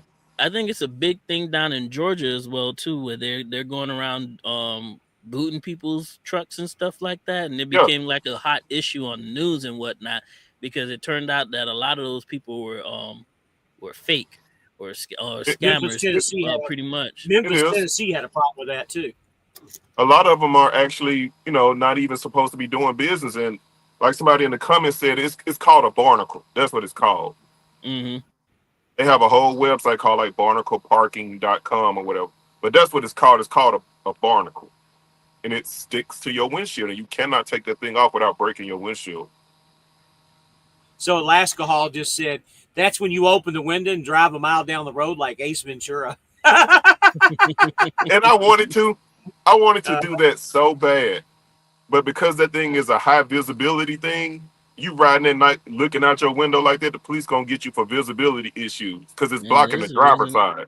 that's the reason why I don't go to the Northeast, man. No That's another parking, reason why I and don't go they to said Northeast. and they're setting you up basically to as a source of revenue because you don't got no Oh place to yeah, park, you ain't got no hours, traffic yep, freaking sucks up there, and then yep. now you got somebody coming throwing stuff on your locking your truck up. It makes no freaking sense at all.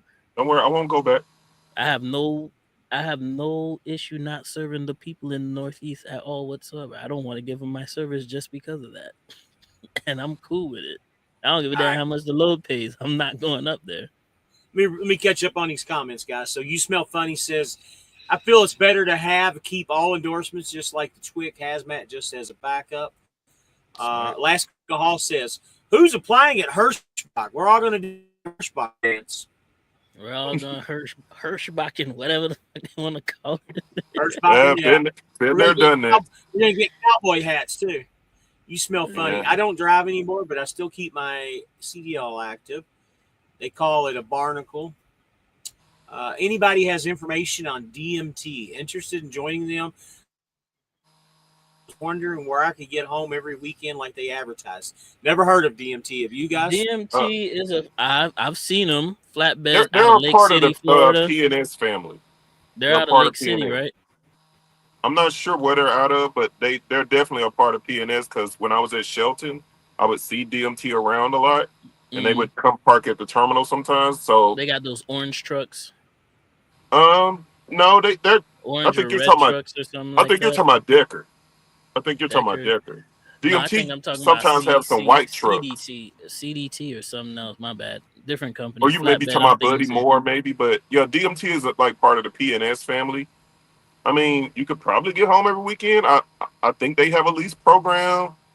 Um, they're definitely a flatbed company. As a Um, company driver, you can get home every weekend. As a usually, lease driver, this is a different story right there. I mean, if you live in a good freight area, you can get home every weekend. But even then, I wouldn't recommend it.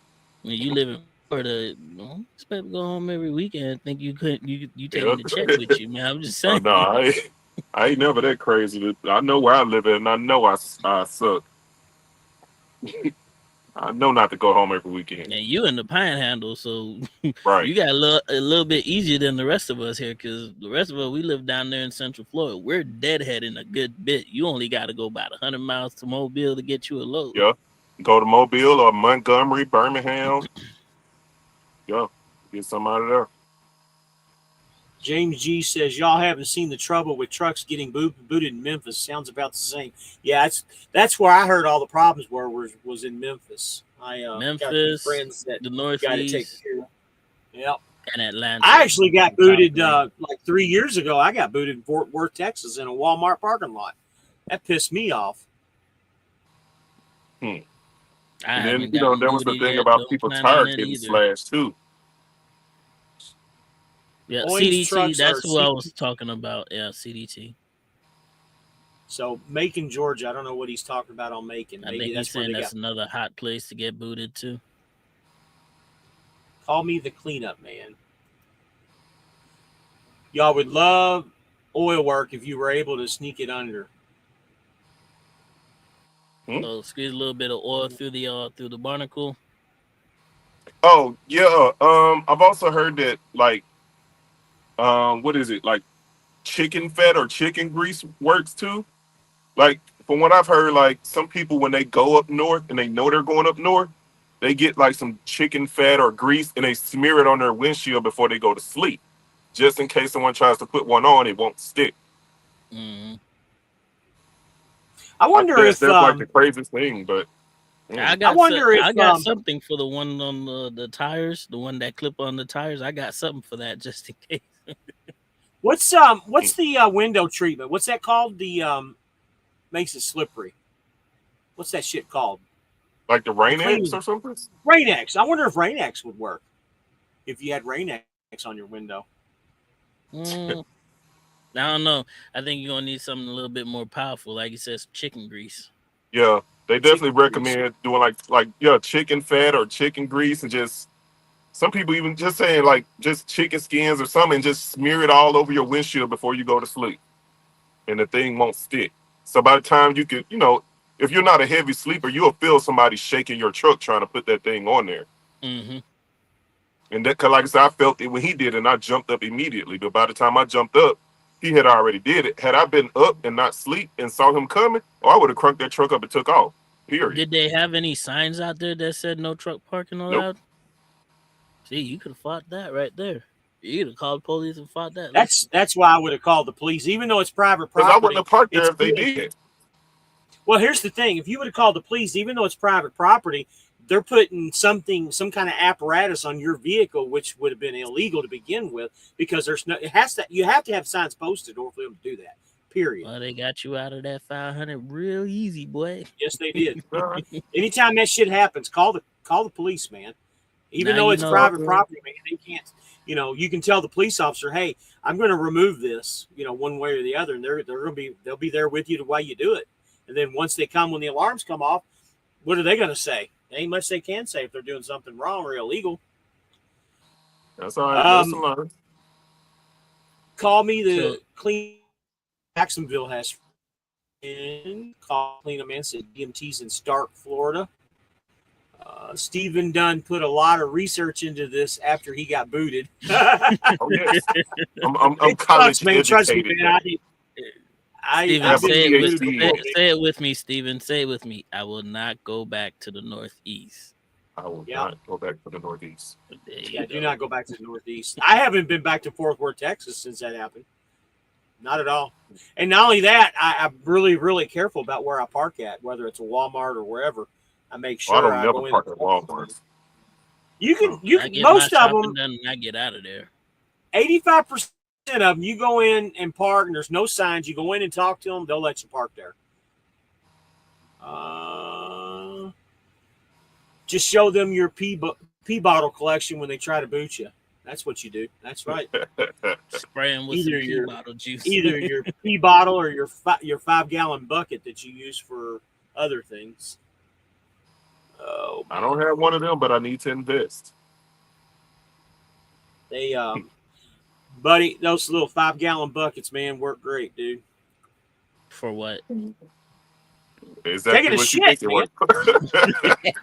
What you think Fucking it's for? Amazon, man. I just wanted You go them to to Amazon. say it. You go to Amazon, you can get the little toilet lid seat that fits right on a 5-gallon bucket. Works perfect, dude. Get you some Just seven. go to It's a Home Depot 5-gallon and bucket. Get you some 7-gallon garbage bags. Put them in a liner. When you're done, throw them in the garbage. Works hey, really Home well, Depot bucket buddy. costs a whole lot cheaper. When you get out west, you might be 2 or 3 hours before you even see a rest area or a stop to take a piss or a shit or anything. You got to do what you got to do sometimes. Gotta go where nature calls, man. In nature. So. 3 Rigs says, can you park in the back of a Walmart kind of by the receiving out of the way of trucks delivering? That's kind of a tough one because I personally would not park in the back because you're going to be in the trucks coming in, delivering and stuff.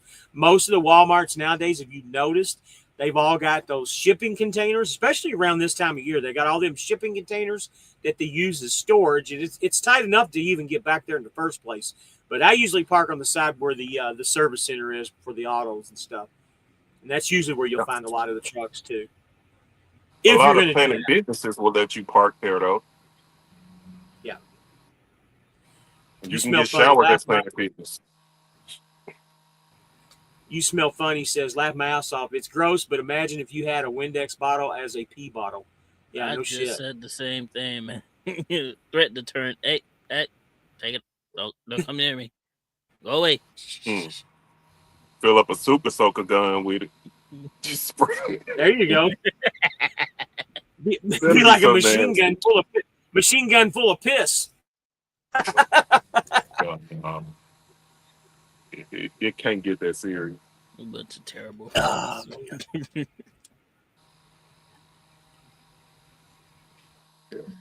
Man, I'm sorry they fleeced you out of $500, man.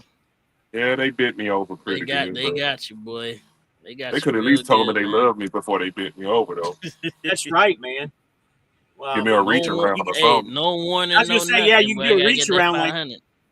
you do reach around like Coach and Cooper. You know, Right. It's all right, though. Lesson learned. you smell funny. I had a buddy that drove for Walmart private fleet, and they even have stores that they can't park at. Most of these stores are due to noise ordinances.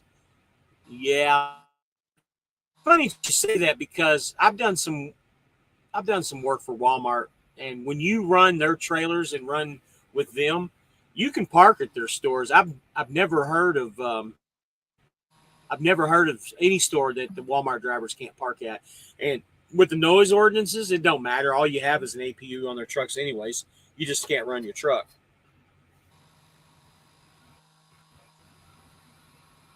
I'm not saying there aren't any stores that you can't, but wouldn't sound right.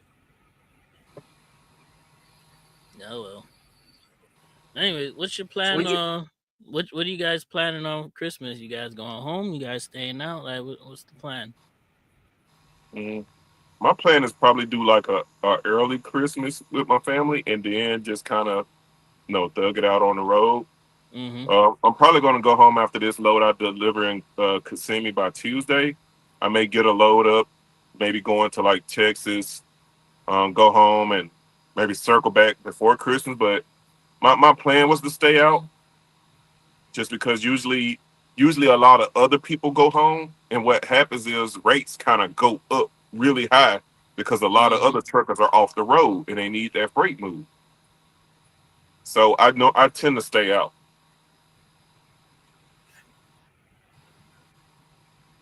What What y'all about you? doing? What about you, Fly I'm Rabbit?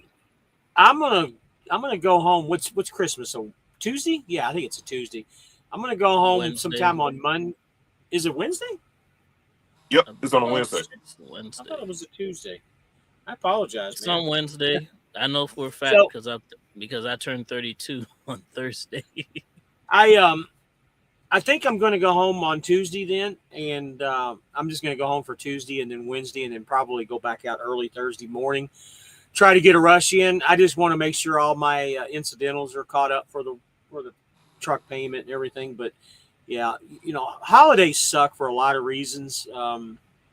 It hurts our business, and in drive van, and I'm sure it's the same way with you guys too. But in drive van, there's no work. Everybody goes home. All these warehouses and shit. It doesn't pay to stay out. I've tried to stay out on holidays before, and it's not worth it. You might as well just take the hit and go home anyways. Isn't that what you think too, 18? No, I don't know. I've never had any luck on holidays. I have, and that's why I tend to stay out. Like, um, yeah, I normally because like I said, a lot of people are home or if they're scheduling to go home, and a lot of companies, like you said, even though a lot of companies are shutting down, there's still some freight that needs to be moved, and they're going to want to pay big dollars to get that freight moved. It'd be nice to get something that probably delivers like pick up before Christmas, delivers after Christmas or something like. Right, Because and you could get everybody's going to something to be take it closed. home with you. Everybody's going to be closed on what Christmas Eve, Christmas Day, and the day after Christmas, more than Usually, likely. So it'd be nice to have something sitting on your back if it's yep, going home. That way, you at yeah, least have a load with you, so you can actually have a delivery afterwards. yep. That'd be my point. If I go home, I'm not going to go home empty. I'm gonna have something on me.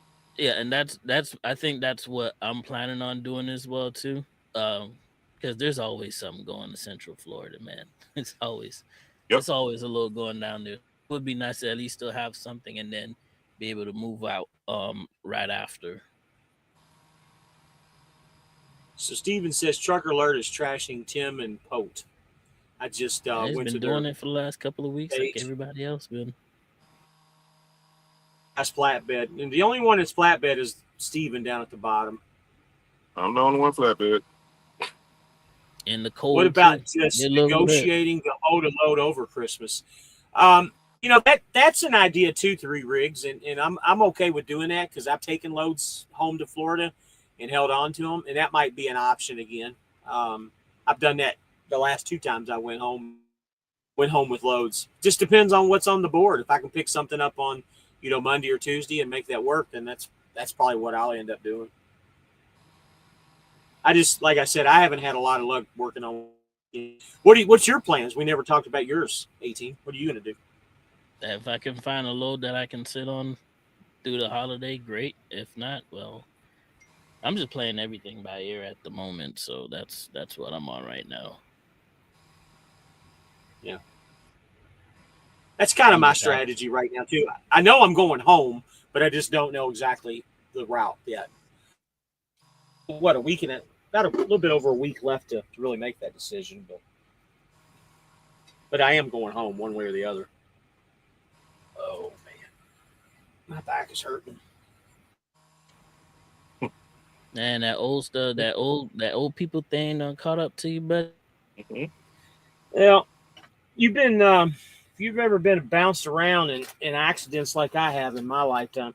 I've been in like 40 accidents in my lifetime, you've been and bounced around. Pause. been bounced around. I've had back injuries, neck injuries, fucking leg injuries. Every type of injury you can imagine. And what's funny is, out of the 40 or so accidents that I've been involved in, only one of them was ever my fault. And that was the very first accident I had when I was 19 years old. At a 3-day-old Mustang that I had just bought, a brand new Mustang, 3 days old. And I was acting like a jackass, and I ran into the back of somebody. That's what happens when you get a 5.0 Mustang and you act like a jackass. And that's what I did. From there on, every accident I've ever had has been somebody else's fault. I've been in all kinds of accidents. I had 2 truck accidents back in 2017 within a week of each other. One of them was a major accident, which really fucked me up. I couldn't move for about 3 months, and I was on workers' comp for about 9 months out of that deal. I was working for a small company, but yeah, I've been bounced around, man. How about you guys? Have y'all been in a lot of accidents? Uh, Cars or no, trucks, it don't matter. I've only been in. Uh, I had one hiccup in the truck a couple months ago. Passing over the 285 in Atlanta, over on that overpass, and the pickup truck behind me was not paying attention. He claimed that he was looking at his GPS, and he ran right into the back of the trailer. So he got cited for that. That's like the only issue that I had in a truck that I'm going on record for. And then I had 2 accidents. My first accident was my fault. I had recently learned how to drive a manual car at that time, and I ran into the back of these people who decided to switch lanes at the last moment. So that was on me either way, no matter what. And funny thing enough, I took that car right back, took the bumper off, because the metal bumper itself, took that off, got one from the junkyard. Me and my buddy sat there and tacked it back in. God rest his soul.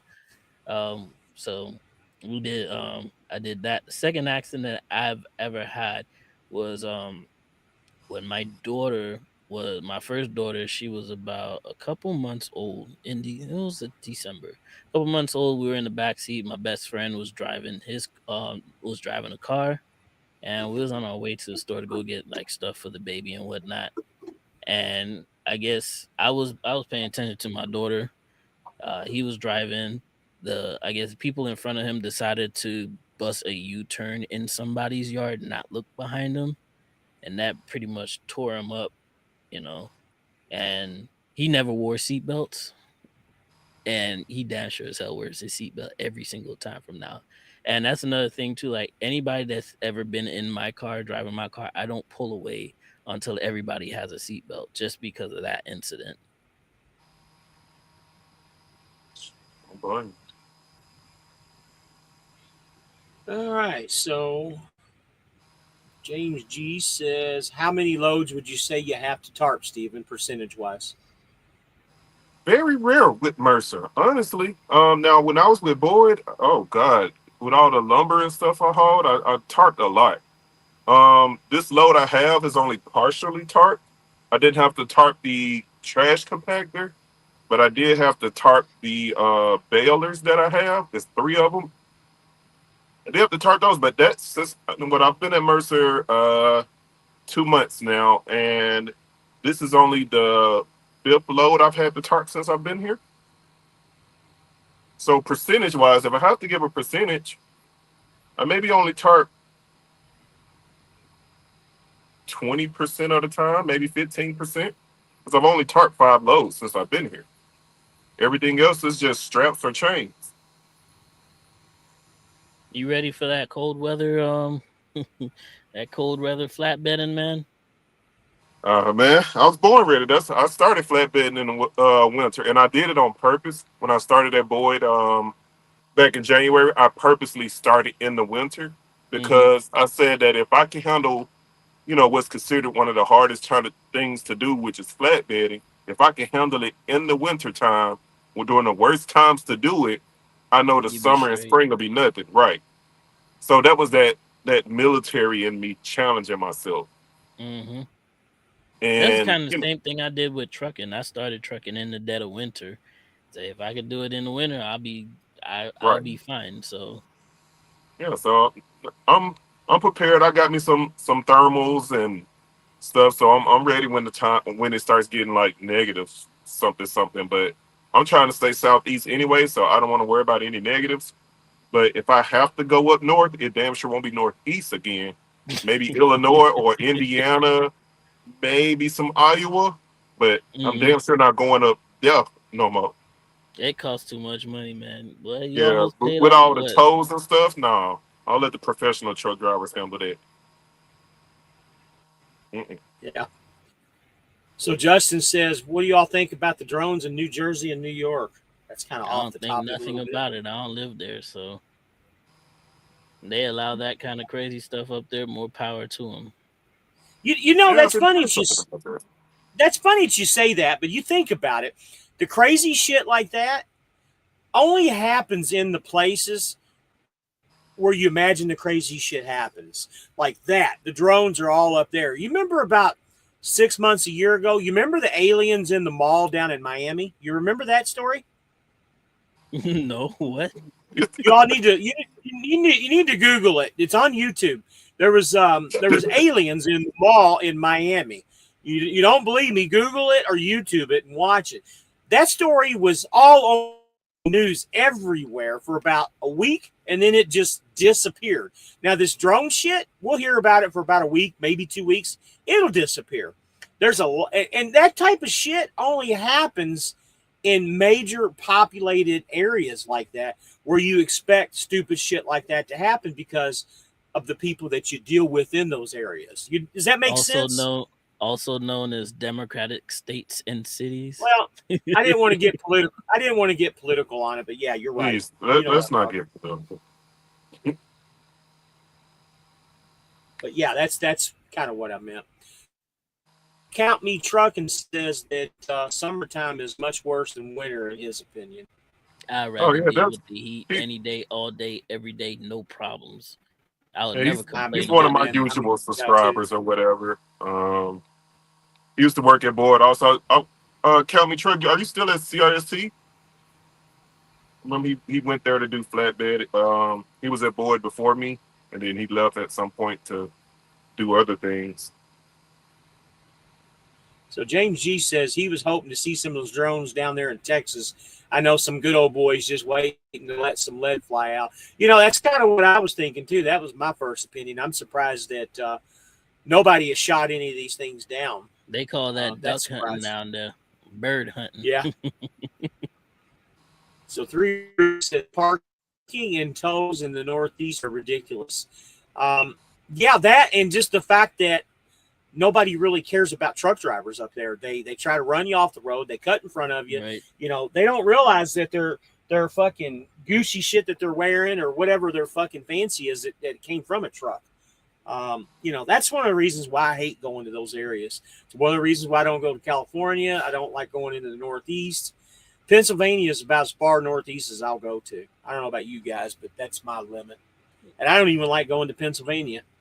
I don't like going to Pennsylvania because the That's fuel why I tax just is got that freaking boot on my ridiculous. damn window with. That fuel tax is freaking ridiculous. That's why I don't like. Buddy, going I to don't even go into Philadelphia. Like I I said, don't that's go why I Oh, just got that well, boot at in Pennsylvania Philadelphia. just itself. I don't like going to Pennsylvania just for the fuel tax. That's pretty much just about it. I just got booted in Philly. They won't see me again. So Count Me Trucking says yes. Okay, so you still at CRST. How's it going over there? You making any money? I know you had a plan you were operating on. So yeah, how's that going? So Keith says people and roads suck in Pennsylvania. I agree with you on the roads. The people are okay. I mean, if you're in the central part of PA, they're not bad. But if you get over to the Philly side, yeah, they're a little bit on the raw side. I don't know about you guys, but I don't do a whole lot of anything around the Pittsburgh area. The only time I do anything in Pittsburgh is if I'm just driving through. I've never delivered anything in that area. I don't think Pittsburgh's all that bad. It's all country on Yeah. that side of the state. So he says you smell funny. Just be glad none of you live in Pennsylvania. I feel bad for the ones that live there. I So wouldn't live there for anything. I'm sorry. the one guy that was in here earlier, he lives in Pennsylvania. I know because I've talked to him on the phone. He is. I don't see him on here now. Jim Dash Bow. He lives in Pennsylvania. You know what? I might be wrong on that. I don't know if Jim Dash Bow lives there or not. I might be wrong on that. I get so many people calling me all the time. I got friends who live in Pennsylvania, and I told them they used to ask me, "Yo, you gonna come through? You gonna come through?" And they don't live in like Philly or anything like that. They live in the countryside. And I even tell them, I said, "I'll be damned if I come up there, especially with these rates, how these rates are. Not interested in going anywhere near Pennsylvania. And I said it's more of a fuel tax issue for me. It's just too goddamn high." And just don't want to deal with that. So Steven says he lives in Pennsylvania. We weren't trashing Philadelphia per se, but it's just difficult. Yeah, I would. I'd trash Philadelphia all day, every day. I hate Philadelphia, dude. I'm sorry. Those streets are way too freaking small, and they expect you to drive that truck around there like it's a goddamn Chicago's bicycle. worse. It's Chicago's freaking crazy, man. Keith, he's got a question for you, Steve. How's your truck running, love? Hopefully you have smooth sailing since your last breakdown. Truck's good.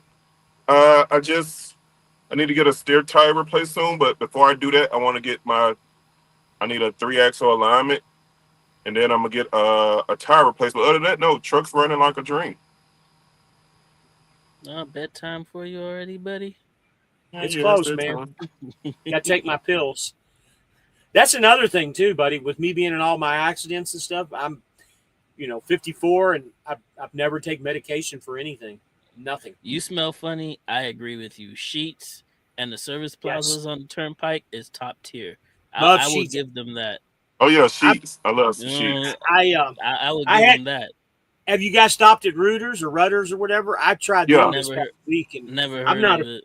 I think Sheets is better than Rudders in my opinion. Rudders has some good food though. Well, somebody was telling me about Rudders, but they don't compare to Sheets. Hey, Steve, I'm not trashing the state. Right. Well, for me personally, I'm trashing Philadelphia, bro. It's Philly we're trashing, not the state. It's cool, besides the fuel tax. But if I had a personal vanilla against anything, it'll be Philadelphia, dude. What'd you say? A personal vanilla? Is that what you said? A personal vendetta. But you said personal vanilla. I mean, he got That's that too. funny. So, So, Count me trucker says, good going. I was broke down for a week in Shreveport a couple weeks ago, and it cost me over $6,000. Jeez, Steve says he lives in Trump country. Yeah, they Trump country again. 3 Riggs says, can anyone see a brighter future for 2025? We're all hoping for it. That's why we're in it right now.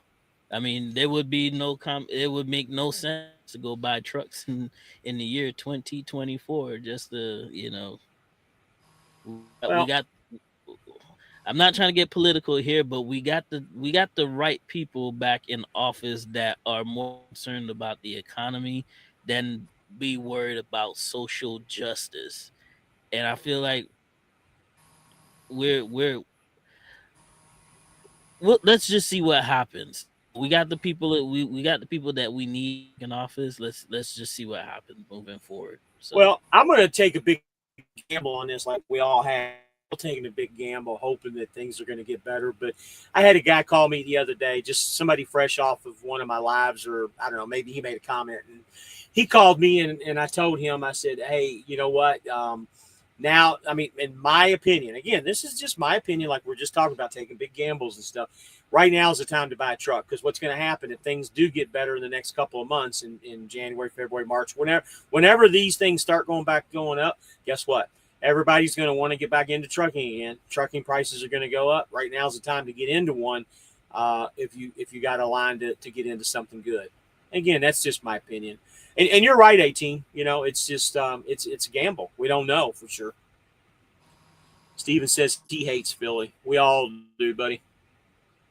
Count me trucking. Western Pennsylvania ain't bad, but screw the east side of state. That's kind of what I was saying. Pop Tart says, pulling a reefer or dry van, it's a bad idea because it's welfare wagon to be going up there. Yep. Steven says, I live in the mountains in northeast Pennsylvania. I find it challenging driving in the Northeast. Sometimes it can be. There's Irishman. James, question, do you consider F2F safer score hamper your performance as a driver? No. Why? I don't know why it would hamper my score as a performance of a driver. As a matter of fact, me and Poppy just looked up the safer score of F2F the other day. It's comparable to any other company that's out there right now, and quite frankly, I get green lighted at almost 99% of the weigh stations, anyways, and that has a lot to do with your safer score. So no, it doesn't hamper me at all. Are you having issues booking loads? Like there are certain brokers just don't want to book loads with F2F? No. Well, you got to understand, I'm undedicated. So what I run the same brokers and the same stuff all the time. But Poppy's not run into that problem at all. But what's that got to do with what their safer score is? And that's another thing too. Somebody put out a rumor about that where they had some of the brokers that weren't working with F2F. I haven't found that. Even when I've pulled broker loads, I've not found anybody that hasn't worked with them. So either that's an old situation from years ago, or it's just not existent any longer. But no, I don't see any hampering with it at all. I'm not speaking for everybody, but me personally, no, it doesn't hamper me at all. Is that what you're talking about, 18? Yeah, more or less, yeah. Drove Wilmington to Connecticut every night and loved it. So Jim Dashbo on a load now that picked up in Philly that goes to Compton, California. Shitty on both ends, but it sets me up for a nice load out of Paris, California to Jacksonville, Florida to get home for the holiday. Yeah, that sounds like nice. That sounds like a real nice load. That's a real nice run right there. 3 rigs. They just put a sheets in Salisbury, North Carolina, across the street from Love's. Yeah, you know what? I heard that, and I'm going to be going that way here later this week. So, Pop-Tart, you still riding around with a plug in your steer tire? Who's got a plug in your steer tire? He was talking about me. Did you have a plug in your steer tire? Something got stuck in it, but I haven't lost any air pressure. Be careful with that, Steven, man. You don't want DOT to give you an out of service. I was going to say, is that legal even? I don't know. I'm just alleging that hey, that's what you're honest, doing. Man. I mean, I still have plenty of like tread depth.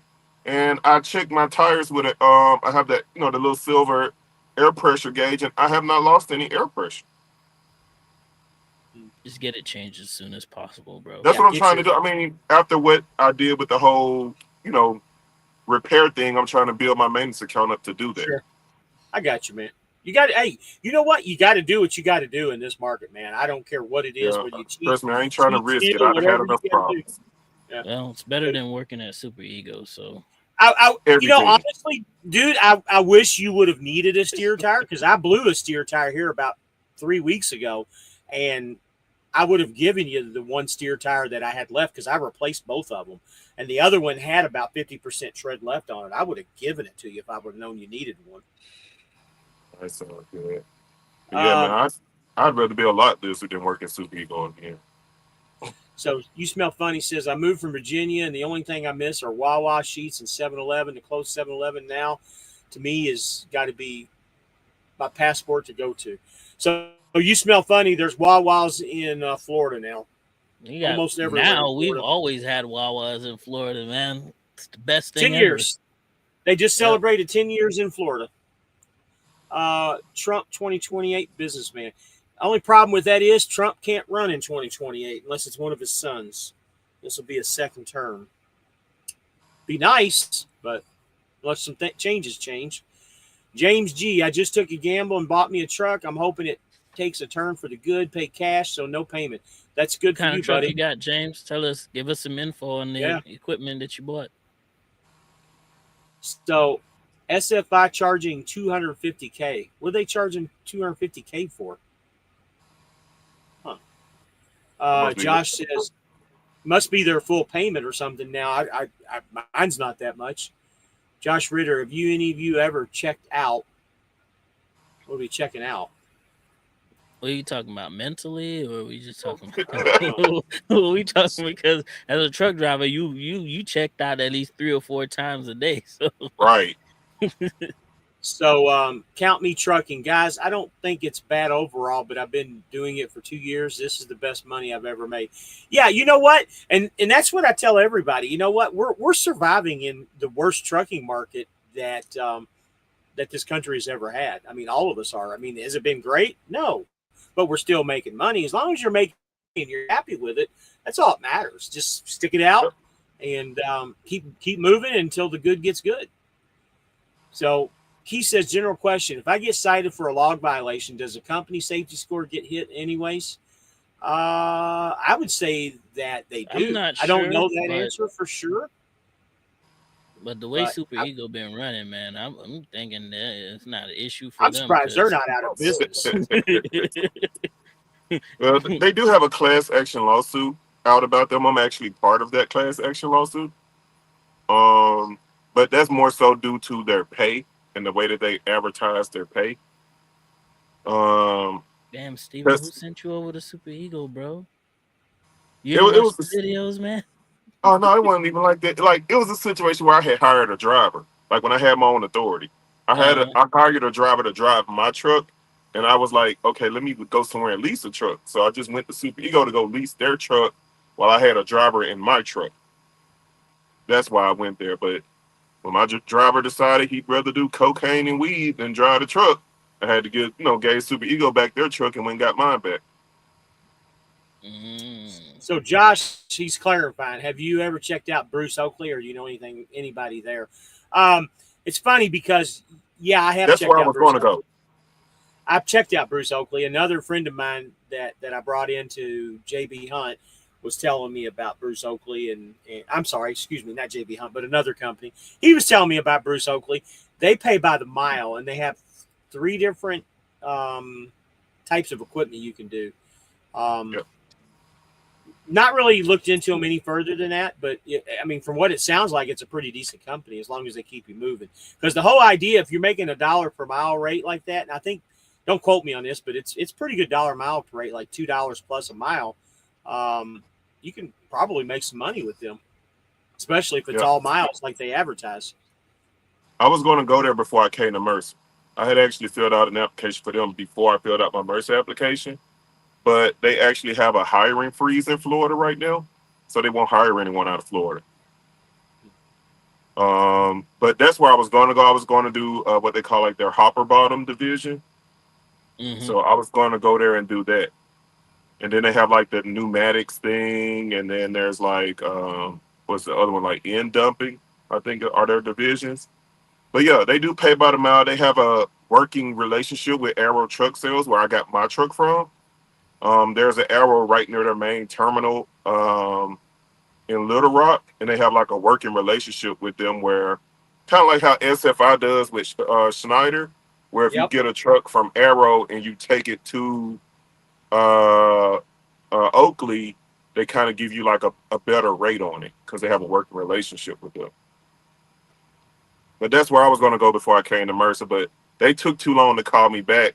I didn't get a call back from them until about a week or two after I had started Mercer. But Mercer called me back same day, so that's why I went ahead and went with Mercer. But my initial plan was to go with Oakley. So three Rig says I haven't had that broker problem. Been here since July. So he's the one that's at F2F also. Yeah, I haven't had that problem either. But again, I'm doing a lot. Probably 60% of dedicated. So Steven says 180 plus 60,000 on the back end. Oh, for the SFI trucks. That's funny. Let's figure out what mine will be. Have you ever? You guys don't have SFI trucks anymore. I don't think that's how the math is mathing over there. Yeah, I'm looking right now. It's 180, yeah, but it's 180 minus 60 because you do the 3 year lease, and then at the end of the 3 years, it's 60,000 is what's left over from the Right. 180, and then you pay So that. I just did the math on mine. Mine's 225,000 is what my truck will cost when it's all said and done. Now, with that being said, I don't what? think that's how the math is mathing. Buddy, I just did the math. My payment is 1103 a week. Times that by 52, then times that. I already did the math. Mine is 225. Does that include your That includes the $61,000 balloon payment the at maintenance, the end, yes. the maintenance fund and all that stuff? Does No, that include all of that? Maintenance? No, that's just the truck payment itself. Why would you include the maintenance fund? Okay. That's your truck payment. Well, that's probably what he's doing. He's probably adding the maintenance account and doing $1,500, and yeah, that probably would be around the 250, 260 range. But what you don't understand is that maintenance money is yours. You can use that towards that 60,000. Yep. So no, they catch that plug out of service. You go. Yes, sir. Out of service. Well, we're not going to make a big deal about it on here. I don't want anybody to see this. Steven, you don't want to blow out. Stop. You smell funny. Steven. It'd be legal if you were a governed truck. I don't want to get into these comments about that. Pop Tart says the safer scores are not a joke. It's a way sure to who is getting pulled into the scale houses, so they have higher points. They are going to be inspected quicker, and the lower point carriers. That's correct, and I agree. Vance, I don't know what Vance is. When you got to get a tire or do repairs with an SFI truck, do you have to pay the full price, and then do they pay you back for the discount or discounted right at the register? So here's the thing on that, Jim. If you call Monday through Friday during regular working hours before 7 p.m., you don't get an extra service charge. If you call after that, they get, I think, the third-party market people that do that, you get an extra 15% that goes on top of the repair bill and also the tires. So with that being said, load of shit to me. With that being said, I paid $600 for two steer. I paid $600 a piece for two steer tires a week ago that were $990 a piece. So you do the math: $990 times 2, it would have been almost $2,000 for the steer tires. I paid $1,200, but what really hurt me was their service fee. Their service fee was $800. I still paid $2,000, but if I would have paid $2,000 for the steer tires plus the $800 service fee, it would have been closer to $3,000. But what happens is that comes out of your maintenance account, not out of your own pocket. It comes out of your maintenance account. Hopefully, you got enough money in your maintenance account. Haven't run into the situation yet. I don't think either one of you guys ever did when you had it. But what happens when your maintenance account is depleted? Like mine right now is at zero. Hopefully, I don't have any issues. Will they still fix the truck? That's a good question.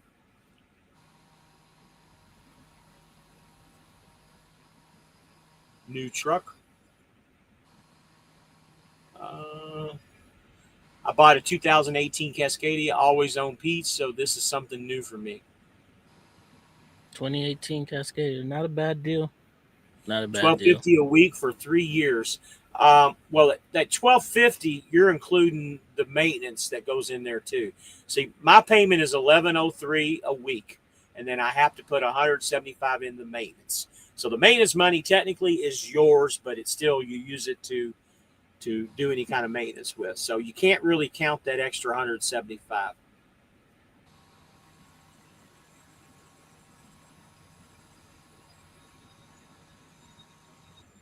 Somebody's got some noise in their background. I don't know who it is. A tire is a safety violation, and you get popped with that safety violation. The insurance companies will make it harder for you to get coverage as a driver for about 2 to 3 years, I believe. Steve says he can't wait to leave JB Hunt. Leave JB Hunt and run from them as quickly as you can, Steve. Feel free to give me a call. Feel free to give me a call there, Steve, if you would like, or one of these other gentlemen on here, and we will get you to where you need to go. Do your homework on the companies, though. There's a lot of stuff that goes with all these companies. So Landstar in the spring. So he's going to Landstar in the spring. So feel free to reach out to 18. I think you put your phone number or your email on your pages, right? I'll tell you what, because I had another driver actually reach out to me on Facebook. So just look me up, Life on 18 Wheels, and you can message me from there. So all spelled the same. And you can, and again, I put my number up here all the time. You can always grab my number, give me a call, and I can put you over to 18. It's not a problem. Pop-Tart Gone Trucking. That cell phone and seatbelt is another really bad safety violation. Agree with you 1,000%. Mm-hmm. Irishman says, so what do you guys think of that nuclear verdict regarding Warner Enterprises and the... Yeah, we talked about this a couple weeks ago. I don't agree with that verdict, to be honest with you, because from what I understand, the guy was drunk driving, and the Warner driver hit him, and because of the big billboard on the side of the truck, Warner. I thought it was a lady that was driving. I think it was a guy. I could be wrong. It was a brand new truck driver driving in his lane. They say he was driving a little bit too fast for the conditions because it was raining. Yeah, you're talking all that about besides, right? All that besides that, yeah, that didn't matter because the other people crossed over the median and hit his truck. Now, with this verdict, I don't agree with it because I think it's a complete utter nonsense. Would they have if the results were the same and the truck wasn't there, and say for instance they crossed over the median and they hit the wall, or they hit the other side of the median that was on the other side, are they gonna go sue the state of Texas? They're gonna sue DOT. Is DOT gonna award them $135 million for them basically screwing up themselves? Because that's exactly what happened. I heard that the Warner driver was not at fault with anything. I heard that the Warner driver did everything right, and that the other driver of the car was drunk and crossed over into the lane, and the family got involved. And this has been going on since 2015 or something. This is how long this case has been going on, and the family got involved, and I forgot what was wrong. There was something wrong with the truck.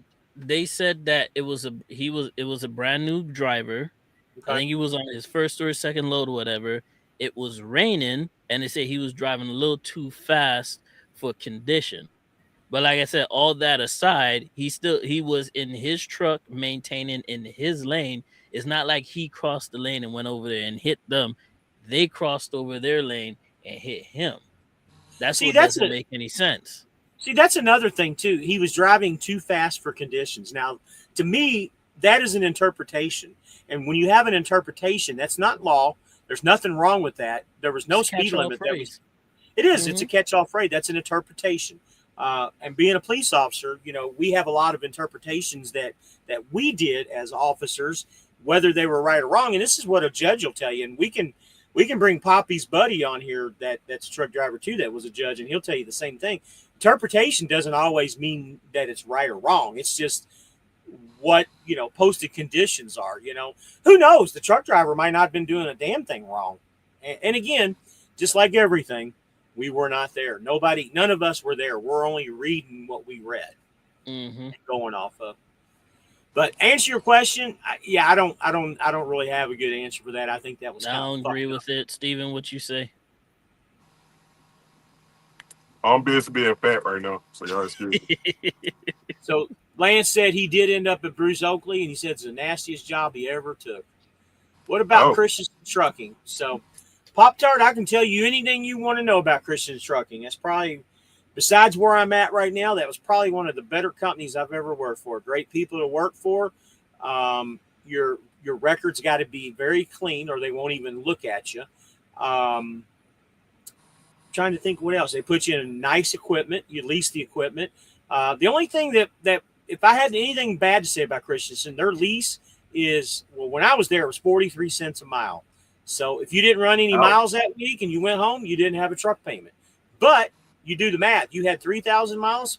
My truck payment was, $1,400, $1,500 a week, every single week, week in, week out, because I was running the miles. But the problem that I had more than anything is $1,800 to $1,900 was the most that I could ever bring home. Just wasn't good enough for me for the time that I was putting into it. But other than that, great company. The magic number there to make is 2,500 to 2,600 miles a week, and that seems like you're bringing home about a $1,700, $1,800 paycheck under the right conditions, as long as you fuel right and everything else. All right, so Steve's doing some math. 2025, 1150 times 152 plus 60. Well, mine's 1103, so mine's not 1150. So maybe that's what yours is. And again, with that math, I mean, try to go to a truck dealership once you get your financing and see if you can get anything that's, anywhere near 230. Be kind of hard to do. You smell funny. Steven, do you drop in hooks or mostly live loads? It's all live loads. He's eating right now, so let me answer it for you. No, I'm answering. Yeah, but sorry, y'all. I skipped dinner today, so these Cheetos are my dinner right now. But yeah, like with Flatbed and Mercy, it's all live load, live unload. Because like I said, you're leasing the trailer, so that trailer goes where you go. You can drop the trailer, and they have loads that like seasonal stuff like FedEx, UPS, Amazon, military stuff that you can go by the terminal in Louisville. You can drop your trailer there and pick up a dry van and run some kind of dedicated stuff that they do have. But as far as flatbed, it's all live load, live unload. But flatbed, you tend to get loaded and unloaded pretty quickly. Because like with a dry van, of course, there's one forklift guy. He's going in, taking stuff out, coming back in. But with flatbed, you can have 2-3 people hitting you all at once from both sides. You can basically get a train ran on you. Oh. So they just taking it any angle they can get it. So Steven, with your math, you're probably right. 235 for a 2025 Freightliner. I got a 24, and like I said, mine's right around 225 is what I'm going to end up paying for mine. And not only that, it looks like they might have raised the prices up a little bit too. So I'm not going to go back in on those international. I'm not going to go back into the steer tire plugs and all that shit. There's a couple comments on that. I'm not going to read those again. Yeah, they fix it and back charge. That's kind of what I thought. Steve, do you have a SFI truck? I'm assuming you do with you talking about it. Pop-Tart Gun Trucking. Hire illegal. They might steal your whole truck and throw you at the steer at those prices. Hire an illegal. They might steal you while you hold truck with you in the steer tire at those prices. That's not what it says. Hire an illegal. They might steal you a whole truck and throw you a steer at those prices. So Steven, seems that your number is 18. Seems. Send me your number. I said reach out. reach out to me on Facebook. If you have Facebook, just reach out to me on Facebook, Life on 18 Wheels, and I'll respond to you pretty quickly from there. So here's Irishman. He's talking about the Warner stuff. The Warner driver was driving below the speed limit. He was a brand new driver. It was snowing. The passenger vehicle crossed the median. That's what I heard too. I heard it was raining, not snowing. This was in Texas, didn't it happen? Right? It Where? did happen in Texas, I believe it was. No, I I don't. could be I wrong. heard I could be wrong, but I heard it was in Texas that did happen. insufficient trading and supervision is why they assigned a partial blame. Okay, training, not trading. Okay. Texas Supreme has granted review. Yeah, it did happen in Texas. So You ever see a forklift operator drop anything while getting unloaded? I can say I never have. You Yes. guys? I'm in dry van, so I don't, I Yes, don't I see have. nothing When until after it happens. it's on. Well, I don't know if I recorded it for one of my videos when I was at Boyd, but when I was training my very first student at Boyd, we were delivering a load of lumber, and the forklift guy, he was a younger guy. He was coming to unload the lumber, and he rammed the damn trailer. Like he rammed it from like the right side, and the lumber all tumbled down on the left side, while me and my student were still standing there.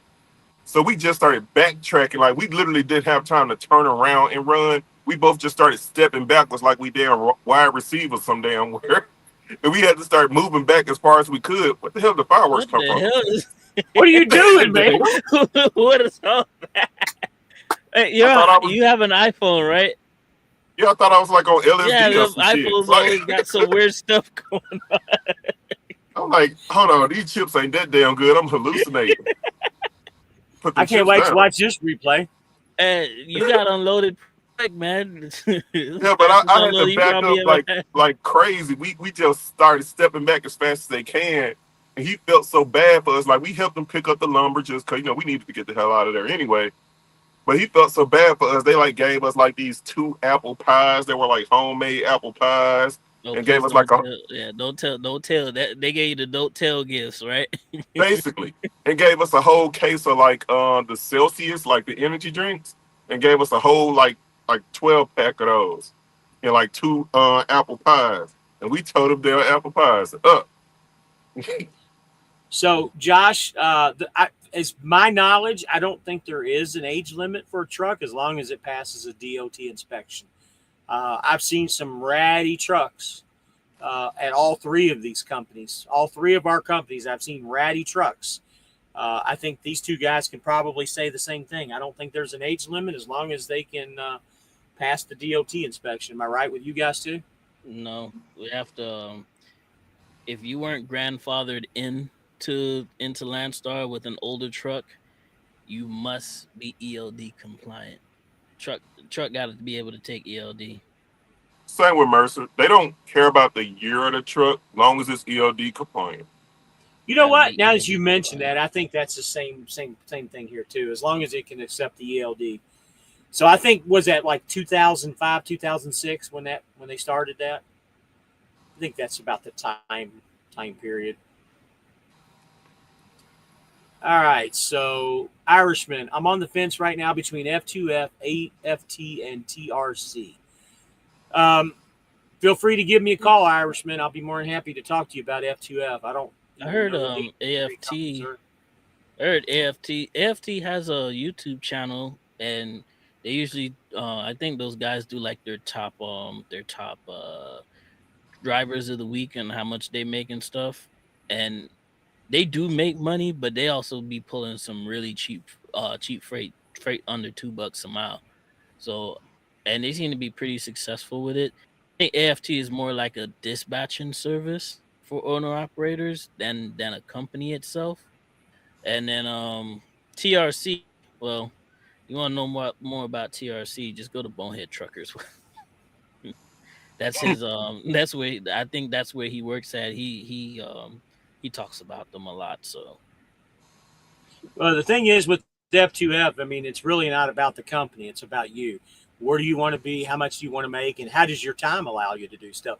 So you can only bitch and complain about what you do here, about what you do, because really F2F is just here as a kind of like you guys, same thing. They're just here to help you get your loads and book them for you. That's it. You're doing all that. So official Willis said he had a crane drop a Kohler generator off the side of his trailer. Ooh. Oh damn. So you smell funny. I did flatbed for TMC. We had a guy pick up 2 stacks of plastic pipe. He hit a slight downhill, and it lifted his tires off the ground. He dropped the pipe, laughing my ass off. The forks left a chip in the ground. TMC was the first company that I worked for. I started. That's where I cut my teeth at. It's TMC. Good company. Justin Riley. I had a fork truck driver go through the side of my dry van before. Damn. I've had one when I was working at when I was working at MN89. Let me not do that. I'm just gonna say it. I working at MN89 and they actually busted up my trailer. They left a hole in there and I had to cancel my load and get that trailer swapped out and get it fixed. I've also had at Swift unloading beer, and there's always magically some hole in the roof after they unload them. So that's another one. That's another doozy. And it's funny because the beer loads are not all they're stacked, but they're not that high. They're about 6 feet high, so it's not stacked all the way to the top of the trailer. But yet somehow there's always a hole in the goddamn roof when they're done unloading the trailers. Is mine still going in and out again? No, you've been good for a while now. Yeah. So Merrill says, "What's a good flatbed company to go to with experience?" How much experience you got? Right. I would just say it depends on the experience. I say if you only have about 4 to 6 months, I mean, hell, I would say Boyd, or some people would say P&S or Melton, Maverick. You got Tennessee Steel Haulers. Right. Those are kind of good starter companies. Now, if you got 6 or more months, a lot of people say Blair is good to go to if you want a good lease program. Yeah, like Blair, ATS, TMC is usually always a good choice, but most people go there because they love their trucks. Just being honest. I mean, you could come to Mercer with that amount of experience. I think Landstar may want you to have a year of experience. You got to have a year minimum. Yeah, but Mercer don't care about your flatbed experience because they have a flatbed course and they'll teach you. So you could come to Mercer without any flatbed experience and they'll put you through a course. But that don't mean you come over there with no experience. No, you need driving experience. Yeah. You do need a year of driving experience, but you don't have to have flatbed experience at Mercer to do flatbed. They'll teach you. So it just kind of depends on you and what areas you like to run, how you trying to get home, are you trying to lease, own? There's so many questions. Like James always say, do your research. Yep. Steven said he just sent you a messenger message. Yeah, that's who I've been messaging the last couple of minutes. Yeah, we got him. Can't go to Cali with a ratty truck. Nope. Don't want to go to Cali anyway. Right. I want to go there with a new truck. At F2F, you can get approved by safety for paper logs. Huh. Interesting. I did not know that. Okay. So you can have an old truck and do paper logs. Any truck after 99 built date has to run ELD unless it's a glider. Okay, so it's 99, not 2005. Okay. I think I'm thinking more of the DEF situation. I think 2005, 2006 when they start putting DEF in the trucks. Now, even at Mercer, you could probably run with a truck without being ELD compliant because technically we use our phone as our ELD. We have that motive system. So it's just a little thing that plugs into like your Oh, you got motive too? Yeah, I have motive. That's what I use, but I use a tablet. I keep a tablet over there. That's what I have a spare phone. Yeah, I'm not running that stuff on my phone. No way, no how, man. Because me neither. When I'm out the truck, they're still tracking you outside the truck. That's why I use it with my spare phone. I have it on my spare phone, not my my phone I use. And here's the thing that I've also run into since I've been back at Landstar a lot. Okay, you call, you negotiate your load, your rate, or whatever, and then when all said and done, I've been getting blown up every hour or so about third party tracking, and I have this belief system: if you didn't ask for it, you ain't getting it. Hmm. Yeah, I don't So do we I don't do third party tracking. Like I said, if they ask for it, I'll let them know. Hey, I'll put it on my tablet, but I'm not putting it on my phone. Not getting tracked anywhere. But if you never asked for it and you just sending me saying that I need to accept this, I'm like, well, we never discussed this, so I ain't never see it change my pay. So I'm not gonna sit here and start accepting tracking anyways. Some of these tracking apps, they're not even that secure either. So that's my big reason why I don't use them. Let me read some comments here. We got some good ones. Jermaine, what's going on, buddy? It's been a while since I've talked at you. Give me a call sometime tomorrow, man. I'd like to catch up with you and see how you're doing. Um, Count me trucking. You can't learn flatbed in 3 days. CRST does the same thing. Steve says you can't run paper only for 8 days. So that's clarifying what Three Rigs said. He made a comment here too. Just a second. 2008 for the DPF filter and 2011 for DEF. Okay, I knew it was somewhere around that 2005, 2006 area. So that answers that. Steven says out of service if you get caught with the more than 8 days on the paper. James G, do you have to have cell service for your tablet for it to work correctly? No. I use my tablet runs off of my internet, and even when I get spotty connections where it drops, it still remembers and keeps up when it comes The back on. Motive has built-in Wi-Fi, so I actually So do does pay for that. I actually do pay for that service through so Landstar. does So so does Sam Sarah has that too, but you know, most brokers are going with the highway compliance. Merrill says, "Oh man, MN89 is a trash I company. agree with you 100%, buddy. I fill out apps just to mess with them. LOL. I'm saying you can have a pre-LED truck, F2F, if safety approves it. I was only told by safety. Okay. Alaska says 2004 plus think is even EGR was mandated. Never All heard right. of an LED truck before. Hmm. Must be something new. Or you see LED truck. Now, you said pre-LED truck. Oh, stop.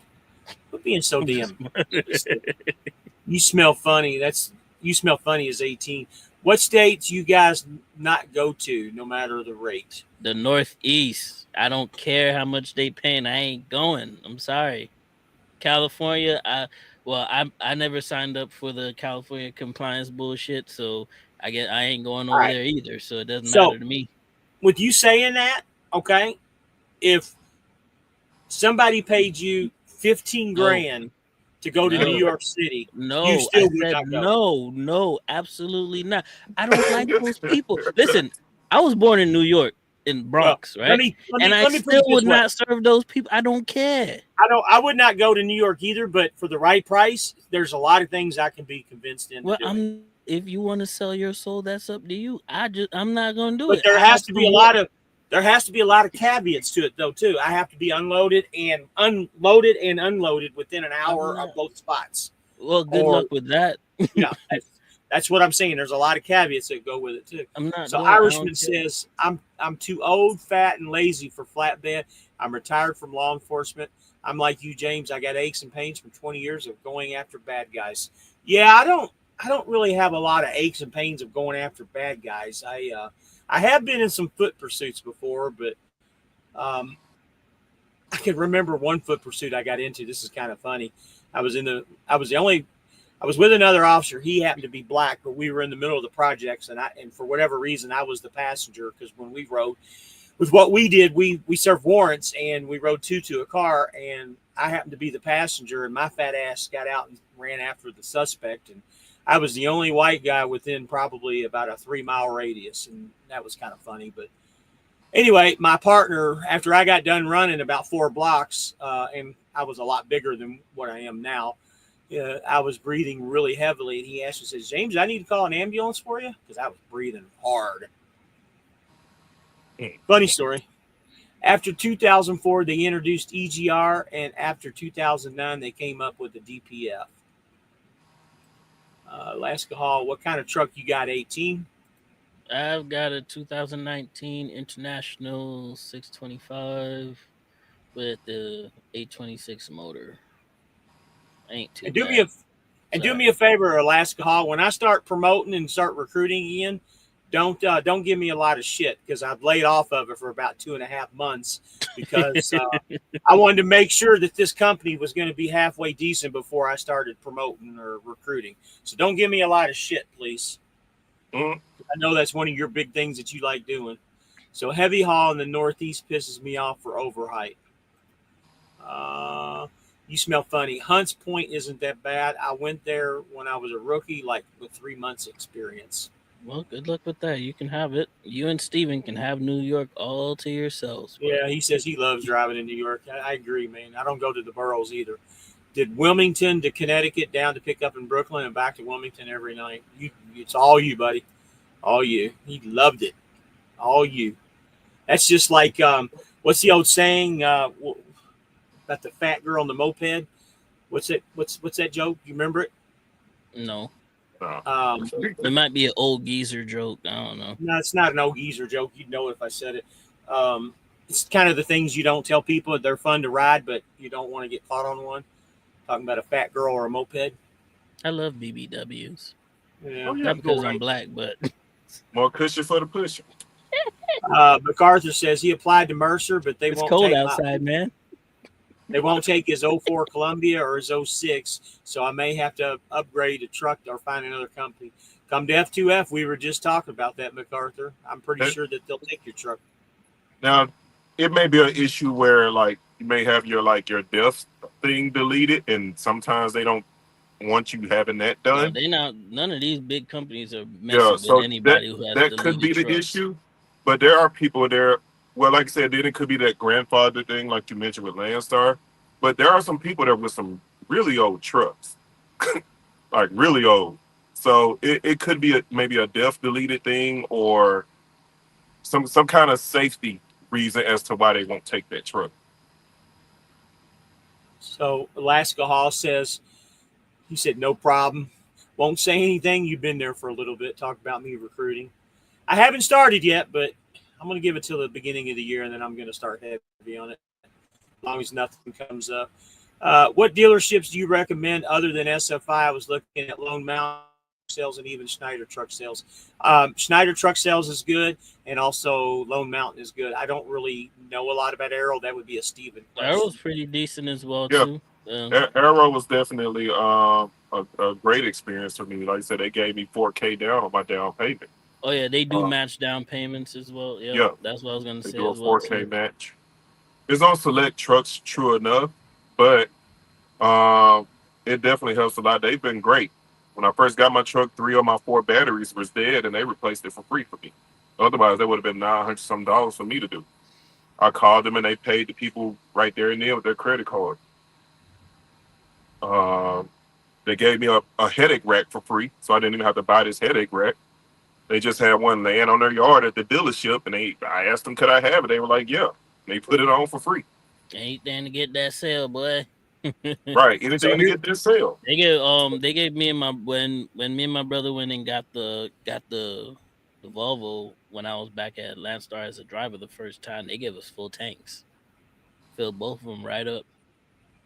So got some good comments here. Alaska Hall says the biggest problem is people like Jason promoting some crap company and saying it's a no-brainer. You know, I agree with you. No-brainer. Yeah, I agree with you. And just like in every video that I've ever put out, it's more of it's not really that I am recruiting. Don't take it the wrong way, but it's more like it's a personal situation. And that's why I bring people in. I've got 3 different companies here that guys can call in or I say call in, but get on here and ask about. And I bring guys on specifically so they can, talk about their companies and stuff, because Some company might not work for the next person and vice versa. I'm watching this guy back in ass backwards into this spot. I don't know why he's doing that. He can go and do it the opposite way. He's going to hit that mirror on that truck. He is so fucking close. Anyway, MacArthur says any companies other than F2F because he has a ticket and they rejected it.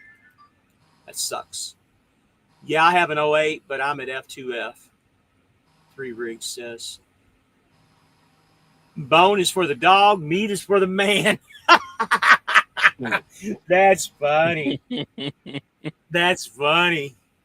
Man, brother. Steve says he loves BBWs. I love me some baby W. Is mine is EGR. Big titties, fat asses. I don't give a crap to people that promote smaller companies, but mega carriers we all know is crap. Here's the thing. Here's the thing with the recruiting stuff. Don't mind it at all. You know, more power to you. There are some guys out here that do recruiting, but they don't keep that money. They actually donate that, which I think is a very noble cause. The problem that I think most of the trucking YouTube community have with the snake oil guys is that they go around company to company to company and they claim that it's the best thing ever.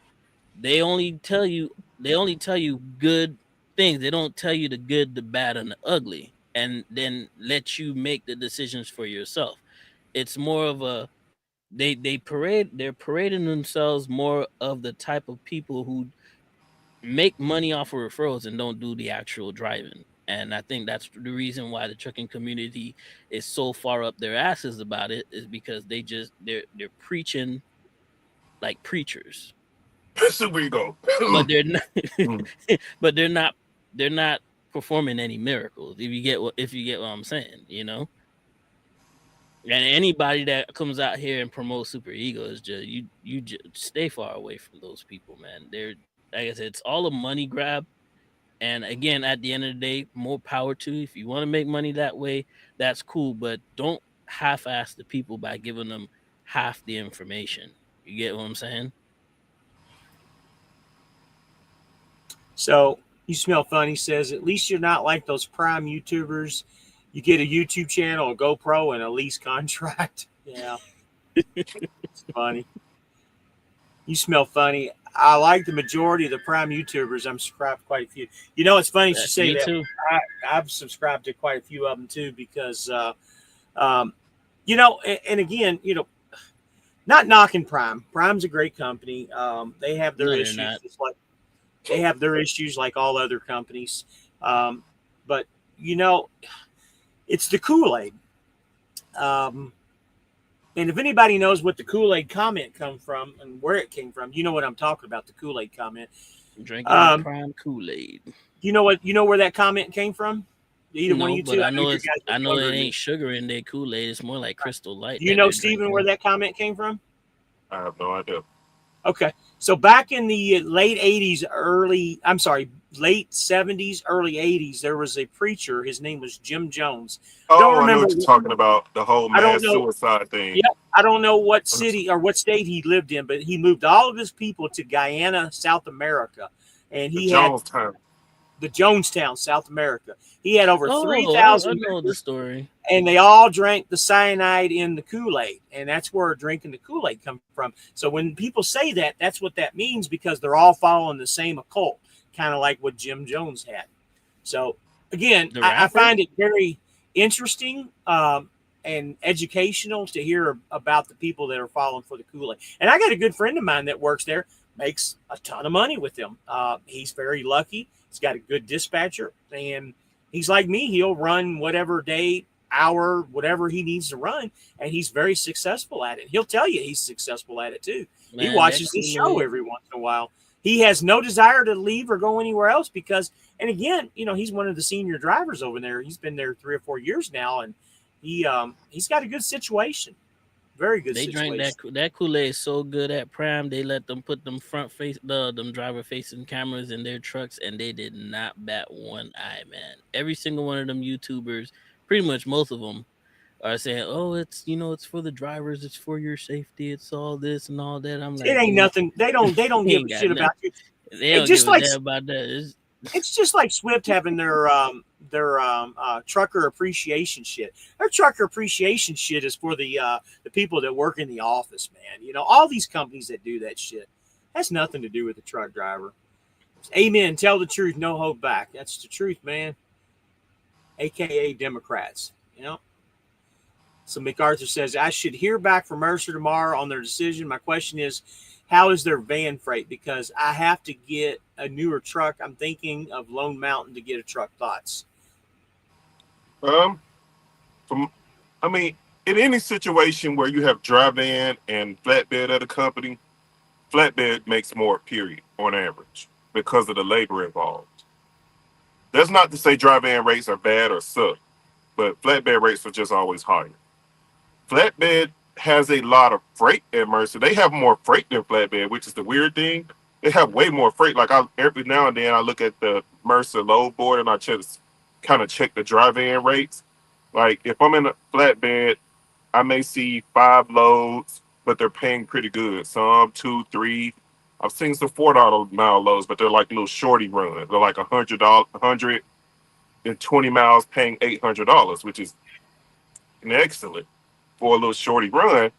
But I've seen dry van in that same area. You'll see 20 to 30 dry van loads, but those loads may be paying anywhere from hell $1.10 a mile up to maybe like 2.15, 2.20. So it varies wildly. Honestly, it kind of depends on where you live. Because they don't do conventional dry van freight. They don't do like they don't do like perishable goods or like beer loads. Their dry van freight is more. It's almost more like Conestoga freight than dry van freight. Just specialized stuff, basically. Yes, because they pull like, they have like those, what is it called, like those D rings in their trailers. Hmm. So they pull up like, they even pull like forklifts and stuff in their dry van trailer. Like you have to strap those down inside of the trailer. So they don't do like perishable goods and general freight. Um, but from all accounts, is their dry van freight is it's about 95% drop and hook. You're going to be dropping and hooking. So it's pretty grab and go. So while I can do one flatbed load, you could probably knock out 2 dry van loads within that one time it took me to do the one. So just kind of depends on where you live at. It can work out excellent for you. Some people do it and they would never dream of doing anything else. Um, if I got too old and tired for flatbed, then I may just stay with Mercer and I may switch to dry van. But by that time, I would probably have paid off my trailer and I may just sell it, make some money back. But those are my thoughts. But I see a comment where he did say he's in Nashville. Just to answer that real quick, y'all. He do have they have a lot of freight around Nashville area, Nashville, Knoxville, Jackson, Tennessee, Chattanooga. So they have plenty of freight in that area. So you'd be fine doing dry van. And that's it. So G80 Sean says, I just find it funny how everyone was like Prime Incorporated. Now they're decided to install Camerons. No one is anywhere to be found. The ones that are been hyping Prime Incorporated to the T. Yeah, since they started doing the cameras, a lot of guys have backed out, and now they're even making negative videos. Drink the Kool-Aid.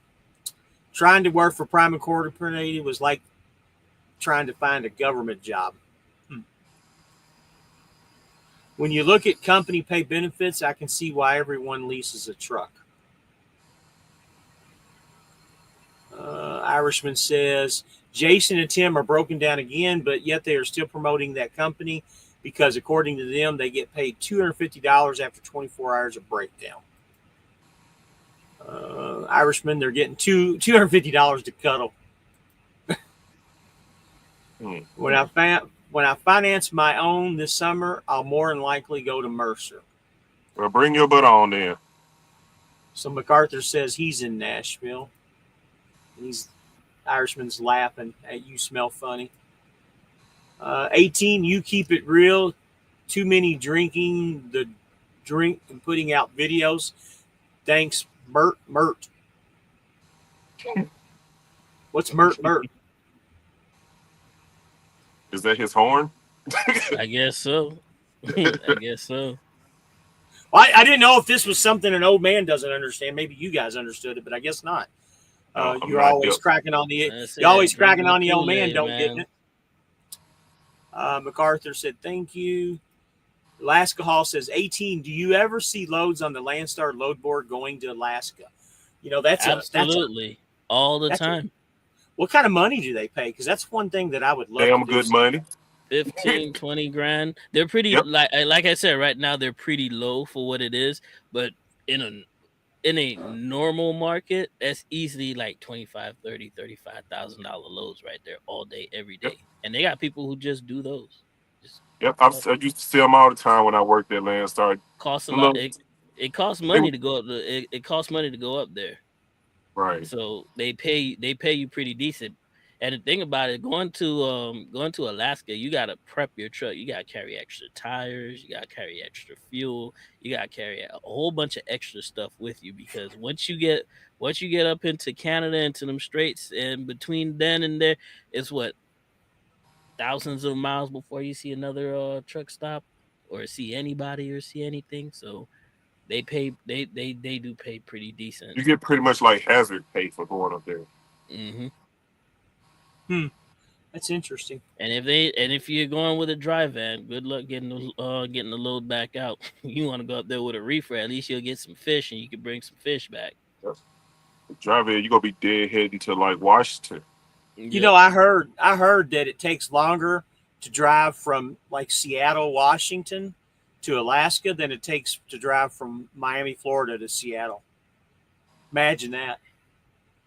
Like I said, you're in the middle of nowhere, and you're gonna be off road a lot too, going to Alaska. So there used to be a guy on here. His name was Trainer James, and he used to videotape all his runs up to Alaska. He used to do it quite a bit. I haven't seen him in a while, and last time that I looked, he took his shit down. It's been a few years ago. So James G says, "Who is Jason and Tim?" Jason and Tim are Freight Cat LLC. Just go watch Codename Narcs videos. That's all I can say. Just go watch Codename Narcs videos. You'll see them. Count Me Trucking. I live in Kentucky. They have more flatbed freight around my house than CRST. Yeah, he's talking about Mercer because I mean, you know, Mercer's based out of Louisville, so Right. they definitely have a strong presence in Kentucky. So you smell funny. When you guys pay off your trucks, are you going to keep them until they break or replace them? Damn straight. I'm trying to make some money, not spend money. Yeah, I think keeping them is the way to go. And when it breaks down, I got the money, I might be looking into the late model Volvos. That's always been a truck that I've always wanted. The one before they just did this refresh, I've always wanted one of those. The new ones, man, they're too small. So you're gonna The be white interior looks Volvo too- mafia, huh? Nah, Buddy, it's gonna be a different color other than a white truck. Buddy, the new ones are bigger than the old ones, brother. They got more they're, interior space. they're skinnier. They don't have There's the same. more. They Look 'em don't up. have the same interior because you know the refrigerator that you get in the current Volvo is a whole lot bigger than the one that you get in the new ones. I'm not saying that, Cabinet but space and everything is the interior- smaller. Okay, I'm not going to argue with you. Summertime step flat. I heard is really good at Landstar. You can believe whatever you want to. Got to keep in mind it's usually round trip rates. So with that Yeah, being for said, Alaska, it don't yeah. matter. It don't matter if you do drive in or not. So if you're getting round trip rates, I used to bring fish, salmon back every summer. I don't live in Alaska. I moved to South Carolina from Washington. I ran to Alaska for 6 years from Seattle. Interesting. Also, trucking alert trost Tim and his boyfriend. Yeah, I just found out about trucking alert. I'm gonna have to watch them. Hey, he took a clip out of one of our videos, an old 8-minute long video, and posted it on his channel. So I guess that's the part where when we had Todd on the show with us. Yeah. You smell funny says great. So now 18 is going to be blocking the fuel line with the Volvo. I do my 30 minutes in the fuel. I ain't gonna lie to you, but I'm very I'm going good. to I'm very good at how I get that done. I'm going to keep one of my older trucks and sell or trade one for the new one. I got to tell you the truth, man. That new Volvo has me really thinking hard if SFI gets one, or if I can come up with a down payment at Lone Mountain to get one. I might really seriously look into it. 18,000. That's all you need, man. That's 18 weeks. Put $1,000 away for 18 Yep. weeks. You'll be straight. Yep. Volvos don't need fuel. They run on unicorn farts and dreams. Yep. Unicorn farts and dreams. It's so funny. Where's my truck? I've always loved the current model design. It's a pretty sharp truck in my opinion. But I wouldn't necessarily like lease one or do anything like. I'll wait and actually buy one out as a second truck. Definitely. I love Just the hope interior space because I love it just has the standard tables and all that stuff back there. It's great for content creation. You can build your own little studio back just there. just don't let the headlights go out, man. They're about $3,000 a piece, man. They're expensive headlights, dude. Yeah, they're just as much as the new Freightliners headlights. Yeah. But they go out quite a bit on the Volvos. Y'all seen them Edison motor trucks? I don't know what they I are. watched their channel. Yeah, I think it's pretty decent, man. The truck's pretty decent. So MacArthur agrees with me. He likes the new Volvo interior. Volvo cars look really nice. Only issues with the trucks is their hood latch used to be under the steering wheel, and it broke several times when I drove one. Yeah, that's I never had one break, but it did feel very delicate every time I would open the hood. With the good thing out of that though is nobody fucks around with your engine or anything when you're stopped, because it's the only truck that actually has a latch. It's the greatest safety feature I've ever seen on a truck. I don't know why other trucks don't follow along and do that. And it has airbag. It has airbag in the steering wheel too. It's the only truck that does. Yeah, the new ones do. I'm not gonna lie, the suspension setup. I like the setup and everything on the new Volvo trucks. Well, the old Volvo trucks have them too. They've always had an airbag, because the one I had an airbag from Swift. Ever since 2011, I believe, was the first year that they started doing airbags. It's the only truck that has I one. think you are right, because I did have a 2018 last model with the ugly face, and I think it did have that as well too. What was that again? I was what? Right? You trying to milk it? That fucking hurts you to say that. I'm looking up this Edison motor trucks. I've never seen it. Yeah, watch some of their videos. A bunch of these two Canadian dudes are building an electric truck for logging, I believe. It's more for logging than Oh on yeah, highway, I'm which is looking at them right nice. now. What an interesting looking truck. It looks like an old. Honestly, it looks like an old Marmon. Is what it looks like. Yep. Mm-hmm. It's exactly what it looks like. Either an I think old they put Marmon Chinese or motors in that truck though. old Diamond Rio. Oh, you know what? They also do Super Duty Fords too. I'm looking at that also. They convert the Super Duties over. Wow, they've converted older trucks too. Here's an old Kenworth. When you're done, please go to the next comment, because I got a mouthful to say about this. 1962 Kenworth, man. It's got the motor. So you smell funny? Mm-hmm.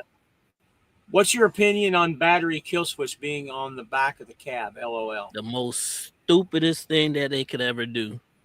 That makes What's he talking about? no sense whatsoever. SFI trucks have the battery kill switches on the Freightliner. I don't know about the internationals. No, but the mine's Freightliners have them on seat. They have them right there on the back outside of the truck. So what the fuck's that all about? Let somebody you don't like come and just be like, hey, switch your shit off while you're in your damn I'm glad truck, you told me that. So when I see somebody, that's exactly what I'm going to fucking do. Right there while you're in the fuel aisle taking a shower. Yeah, that's exactly. Or they're taking their 30-minute break. The fuel aisle. Yeah. Mine is put the truck back mine on. Mine is right there where the fire extinguisher is by the driver's seat. Yeah, it's outside, which makes no fucking sense to me. Yeah, that doesn't make any sense. Thanks for answering my questions. Got to hit the hay. Headed to Columbus at 3. Good night, MacArthur. Count Me Trucking. It's real work. By God, they're running Scania engines again. What's that all Scania about? engines. That's the new internationals have the S13 engine, which is basically a Scania engine and transmission and rear ends. It's Basically, the it's a new whole fifth Scania wheel truck. pulling. What's he talking about? It's the new fifth wheel pulling. He's talking about cutting off the the Oh, battery disconnect on the Freightliners. oh, I get it. Yeah, because people can swipe the fifth wheel release. Well, guys, Just we're do over that. 3 hours, man. I think it's about time we jump off here. If Yeah, there's I'm anybody who's hungry got to make, again, so I'm gonna go eat me some I am chicken. too, man. I'm gonna go in here and go get Yeah, I some don't want to go Denny's. eat no more chips again and start hallucinating fireworks and shit. So I think when Hey, you do was the doing like fireworks again, this, man. I think you I was don't know how doing the hell like that this or happened. whatever, and the whole thing like, hey, try it again. Do this and see if it all pops up again. Cause that's what you were doing. Because I thought I dropped acid or something. I didn't know what the hell was happening.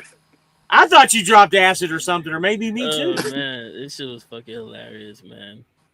That Hey threw man, me it off. was a good show tonight. It was good Good night, seeing you. Alaska. So good night, everybody, We're and we'll always see glad you you guys guys show next up. week. Yeah. And any of these guys y'all watching, if y'all ain't subscribed already, subscribe. Do that. Oh, you know what? That's a good point. And this is what I want to tell you, 18, and you need to do it in your videos. And I'm going to tell everybody.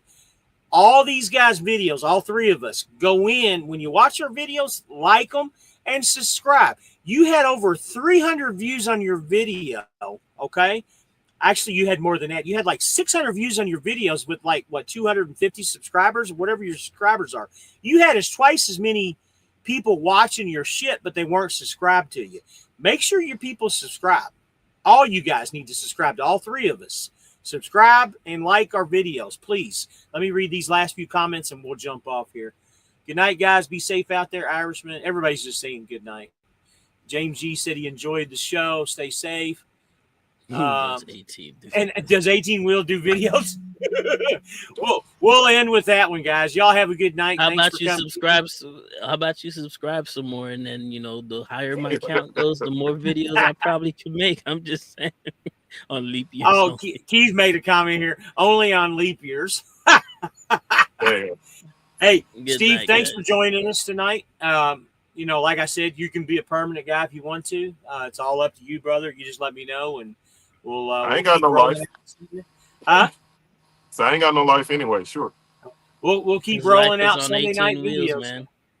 Yep. Shiny side up too, buddy. All right, guys. Have a good night. Y'all have a good night, man. Talk to you All right. guys.